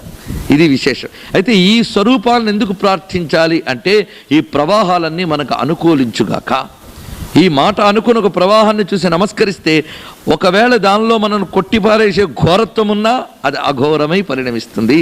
ద్వీపాలలోని ప్రవాహాలలోని అక్కడ ఆ సమీపాలకు వెళ్ళినప్పుడు కూడా మనకి ఇది లాభిస్తుంది. అందుకే మాటికి చెప్పుకుంటున్నాం, సకలాంతర్యామిని సర్వేశ్వరుణ్ణి ఒక్కసారి సర్వేశ్వరాన్ని నమస్కారం పెడితే చాలదా అండి? ఇక్కడున్నవాడు అక్కడున్నవాడు అక్కడున్నవాడు ఇక్కడున్నవాడు ఎందుకు చెప్పాలి ఇవన్నీ కూడా అంటే, నువ్వు ఇవన్నీ చూస్తూ ఉంటావు గనక వీటన్నిటి యందు ఆయన ఉన్నాడని ఎరుక నీకు కలగాలి. ఒకటి, వీటి నుంచే నీ బ్రతుకుంది గనక వీటి ద్వారా ఆయన నిన్ను రక్షించాలి గనక వాటి నుంచి శివాన్ని నువ్వు సంపాదించడమే ఇందులో ఉన్న అంతరార్థం. మరి ఒకటి, ఇంకొకటి, ఈ ప్రవాహ రూప చైతన్యం ఏదైతే ఉందో ఇది కేవలం జల ప్రవాహాలకే కాకుండా జగత్తు అంతా కూడా ప్రవాహశీలంగా ఉన్నది. ప్రవాహం వల్లే పరిణామం అనేటటువంటిది ఏర్పడుతుంది. ఈ మార్పులు ఒక్కొక్కసారి మహావేగంగా జరుగుతుంటాయి, ఒక్కోసారి కొద్ది పరిమాణంలోనే పరిణామాలు జరుగుతూ ఉంటాయి, ఒక్కోసారి విశాలమైన మార్పులు జరుగుతుంటాయి, ఒక్కసారి మనకి కనిపెట్టకుండా మార్పులు జరిగిపోతూ ఉంటాయి. అరే చూస్తూ ఉండగానే ఇంత పెద్దవాడైపోయాడండి అనుకుంటూ ఉంటాం. ఒక్కోసారి వాడు మారేడుని కూడా మనకు తెలియదు. ఇలాంటి పరిణామాలు ఇవన్నీ కూడా ఆ వేగంగా తక్కువగా ఇవి జరిపేటువంటి మహాచైతన్యం ఏదైతుందో దాన్ని ఇక్కడ ప్రస్తావిస్తున్నాడు. జగత్తంతా కూడా సరణశీలత్వాత్ ప్రవాహ రూపమైన చైతన్యంతోనే ఉంది గనక ఇక్కడ అగ్ర్యాయచ ప్రథమాయచ ఆసవేచ జిరాయచ ఆ గమన కుశలురు అనగానే చైతన్యం ఎన్ని విధాలుగా ప్రవహిస్తుందో చూడాలి. ఇలాంటి ప్రవాహ లక్షణాలన్నీ మన శరీరంలో కూడా ఉన్నాయి. ఇది మనం పరిశీలించినట్లయితే రుధిరము మొదలైనవి శరీరంలో ప్రసరిస్తున్నాయి. ఏవి ఎక్కడికి ఎంత వేగం వెళ్ళాలో అక్కడికి వెళ్ళాలి, అలాగే ఎక్కడికి నెమ్మదిగా వెళ్ళాలో ఎక్కడికి వెళ్ళాలి, ఎక్కడ నిలవుండాలో అక్కడికి నిలవుండాలి. అన్ని చోట్ల రుధిరం ఉంటే అది బాధ. అందుకే ఆ రుధిరం కొన్ని చోట్ల ద్వీపం వలె కొన్ని పొడి భాగాలను బయట పెట్టి ఆ చుట్టుకుని వెళుతూ ఉంటుంది. అంటే బయట ఎలాగ ఈ నదీ నదాలు బయట ప్రసరిస్తూ వివిధములైన వాటిని కాపాడుతున్నాయో మనలో కూడా రుధిరాదులు ఆ విధంగా ప్రసరింపబడుతూ ఉన్నాయి. ఎవరు చేసుకుంటున్నారు ఈ వ్యవస్థ అంతా? మనం చేయగలుగుతున్నామా? మెదడుకి ఎంత వెళ్ళాలి, గుండెకి ఎంత వెళ్ళాలి, ఛాతీకి ఎంత వెళ్ళాలి, పాదానికి ఎంత వెళ్ళాలి, ఏ భాగాన్ని పొడిగా ఉంచాలి, ఏ భాగాన్ని తడిగా ఉంచాలి, ఇదంతా చూసుకుంటున్నది ఎవరు? అంతర్గత చైతన్యం.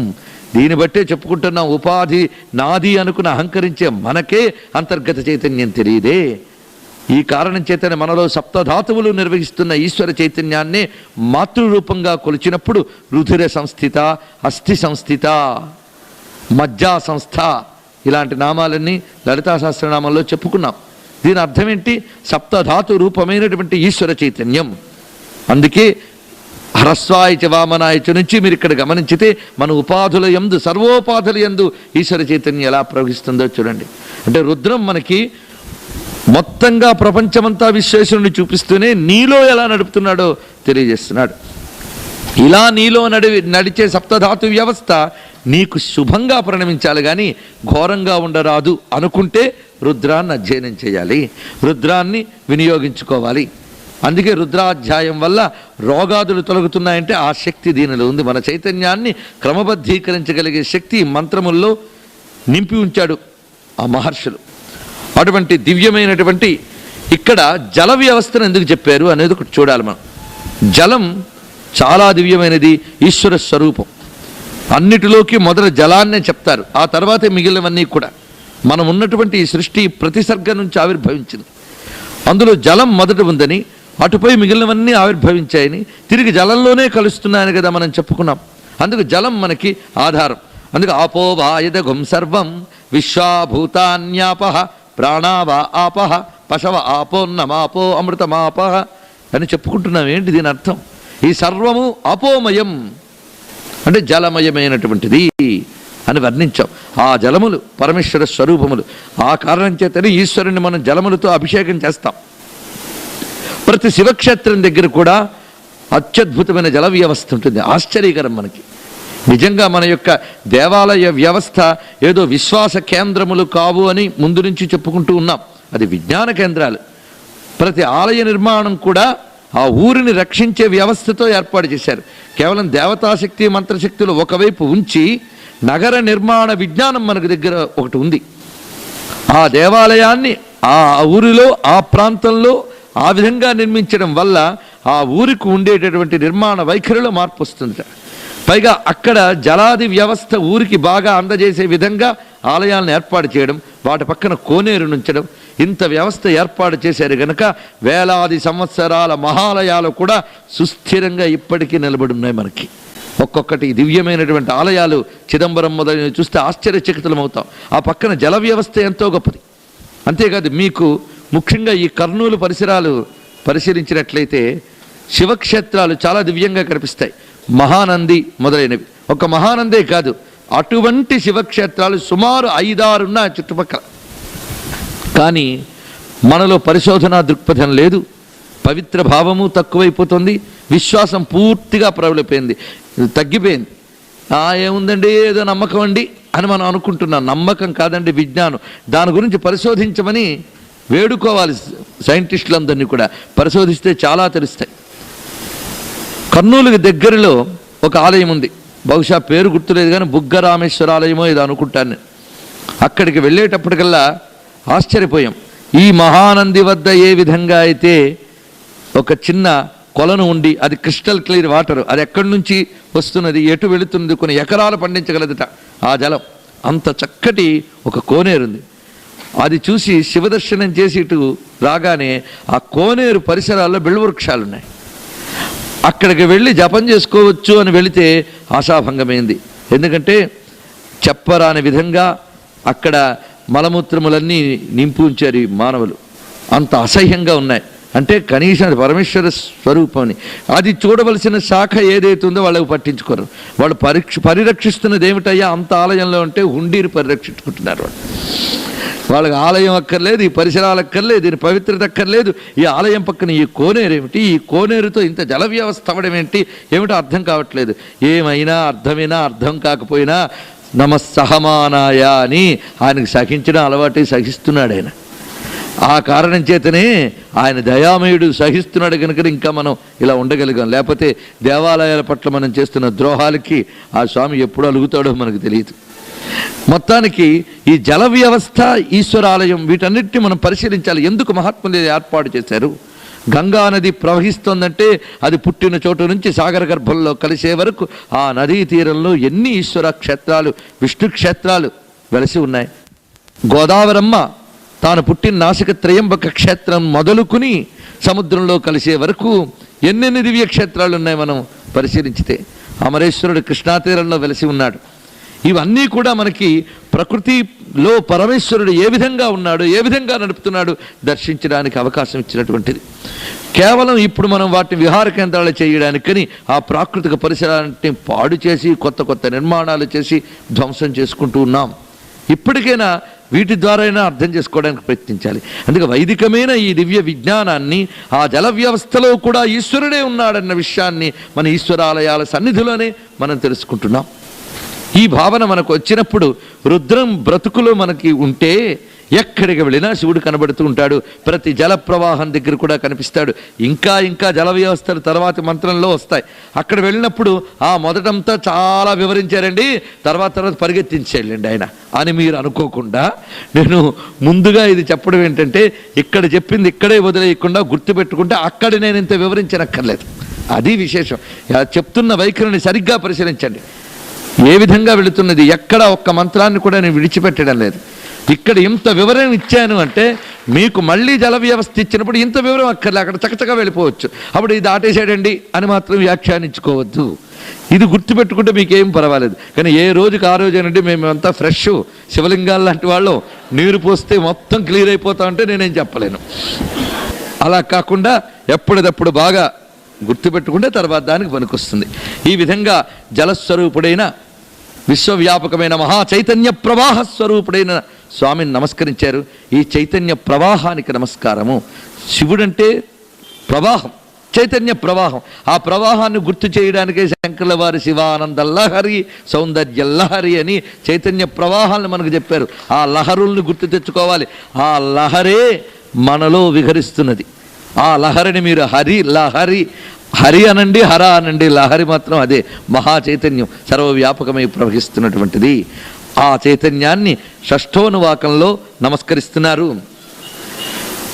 నమో జ్యేష్ఠాయ చ కనిష్ఠాయ చ. జ్యేష్ఠుడండి ఆయన, అంటే పెద్ద ఆయన అని అర్థం. అందరికన్నా పెద్దవాడు, అందుకే ప్రారంభమే జ్యేష్ఠ అన్నారు. పెద్ద ఆయన అని ఊరుకుంటే పెద్ద ఆయన పాపం కాలంతో పాటు కొంతకాలానికి పెద్ద ఆయన అనుకోవడమే తప్ప మరి కనపడ్డు. కానీ నేను అలా కాదయ్యా, కనిష్ఠాయచ, చివరివాడు కూడా ఆయనే అన్నారు. నమో జ్యేష్ఠాయచ కనిష్ఠాయచ, పెద్దవాడు ఆయనే, చిన్నవాడు ఆయనే. ఇది తెలిస్తే ఇంక గొడవలు ఉంటాయండి. పెద్దవాడిగా వాడి బాధ్యతలు వాడుకుంటే, కనిష్ఠుడిగా వీడి బాధ్యతలు వీడుకుంటాయి. పాపం పెద్దవాడి బాధ్యతలు ఒక్కొక్కసారి చూస్తే జాలి కూడా వేస్తుంది. పెద్ద అబ్బాయి కదా మీరే ముందు రావాలండి అంటుంటారు, ఏ కర్మల్లోనైనా వేటిలోనైనా. ఆహా నాకు పెద్దవారిని హోదా ఇచ్చారంటారా, లేకపోతే పనులు భారం పెట్టారంటారా? వాడి బాధ్యత వాడిది. అలాగే కనిష్ఠుడికి వాడుకుండవలసింది ఇది ఉంటాయి. అందుకే సృష్టిలో వాడు చేసేటువంటి కర్తవ్యాలు బట్టి వాడికి గౌరవం ఆయా సందర్భాల్లో వస్తాయి. అందుకే జ్యేష్ఠుడు ఆయనే, కనిష్ఠుడు ఆయనే. జ్యేష్ఠుడు కనిష్ఠుడు సరిగ్గా చెప్పారు, బాగుంది. అన్ని విధాలా జ్యేష్ఠుడు. దేనిలో జ్యేష్ఠుడు గాడు చెప్పండి? వయస్సులో జ్యేష్ఠుడు గాడా? ఏనాటి వాడు అనాది గనక జ్యేష్ఠుడు. విద్యలో జ్యేష్ఠుడు, ఈశాన సర్వ విద్యానాం ఈశ్వర సర్వభూతానాం, అన్ని విధాల జ్యేష్ఠుడు. ఈ జ్యేష్ఠ శబ్దం మనం ఎక్కడెక్కడ వాడతామంటే, మనం ఏ వ్యవస్థలో ఉన్నా ఆ వ్యవస్థలో మనకు కనిపిస్తున్న ఒక పెద్దవాడిని జ్యేష్ఠుడు అంటాం. గురువుల దగ్గర మన శిష్యులుగా చేరితే మనం చివరి శిష్యులు అవ్వచ్చు, కనిష్ఠులు.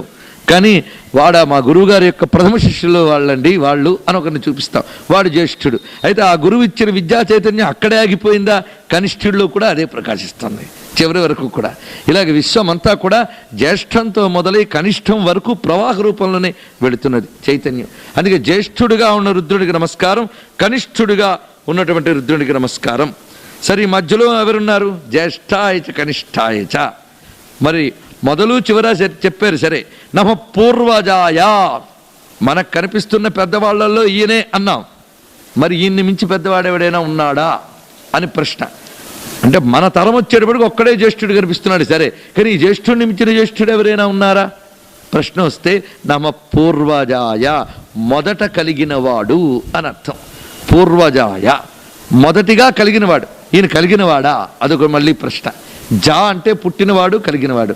పరమేశ్వరుడు పుట్టేవాడు కలిగేవాడు కాదు, ఉన్నవాడు ఆయన. అది విశేషం. పూర్వజాయ, ఉన్నవాడు కలిగేట. అంటే అవ్యక్తంగా ఉన్నవాడు వ్యక్తమయ్యాడు. తొలుత వ్యక్తమైంది ఈయనే, అటు తర్వాత ఆయన నుంచి అన్నీ వ్యక్తమయ్యాయి. అందుకు పూర్వజాయచ, మొదట పుట్టినవాడు ఆయనే. అపరజాయచ, చివరికి ఉండేవాడు ఆయనే. జ్యేష్ఠాయచ కనిష్ఠాయచ పూర్వజాయచ అపరజాయచ. ఇవి మనం పరిశీలించినప్పుడు జగత్తులో ఒకడు పెద్దవాడు, ఒకడు చిన్నవాడు. అంటే ఈ చిన్నవాడు మళ్ళీ పెద్దవాడే మరికొందరు చిన్నవాళ్ళకే మార్గదర్శకం అవుతాడు. ఈ విధంగా ప్రసరిస్తూ ఉండడమే చైతన్య ప్రవాహం యొక్క లక్షణం. అందుకే జ్యేష్ఠుడై, కనిష్ఠుడై, పూర్వజుడై, అపరజుడై ఉన్నటువంటి స్వామి మధ్యమాయ చాపగల్భాయచ అన్నాడు. సరే, మొదటివాడు చివరివాడు అని చెప్పారు, మరి మధ్యవాడు కాదా అండి? మధ్యమాయచ, మధ్యమంలో కూడా ఆయనే ఉన్నాడయ్యా అని. ఇది కేవలం మనం చూసే పెద్ద చిన్న ఇవే కాకుండా సృష్టిలో ప్రతి వ్యవస్థలోనూ ఇది ఉంటుంది. మొదలు, మధ్య, చివర, ఈ మూడు ప్రతి దానిలో కూడా ఉంటాయి. ఒక కార్యంలోనూ అంటే క్రియలోనూ ఉంటుంది, వస్తువులోనూ ఉంటుంది, దేశంలోనూ ఉంటుంది, కాలంలోనూ ఉంటుంది. ఈ నాలుగింటిలో కూడాను వ్యాపించి ఉండేటువంటిదే దేశ, కాల, వస్తు, క్రియ. ఈ నాలుగింటిలో కూడా జ్యేష్ఠ, కనిష్ఠ, పూర్వ, మధ్యమ, అపర అనే లక్షణములు ఉంటాయి. ఈ లక్షణములన్నీ పరిపూర్ణమైతేనే ఒక సిద్ధి అనేది లభ్యమవుతుంది. వీటన్నిటి యందు ఈశ్వర చైతన్యం ఉంటేనే ఇవన్నీ పరిపూర్ణం అవ్వగలవు. మధ్యముడి బాధ్యత మధ్యముడికి ఉంటుంది, చివరివాడి బాధ్యత చివరిది, జ్యేష్ఠుడి బాధ్యత జ్యేష్ఠుడు.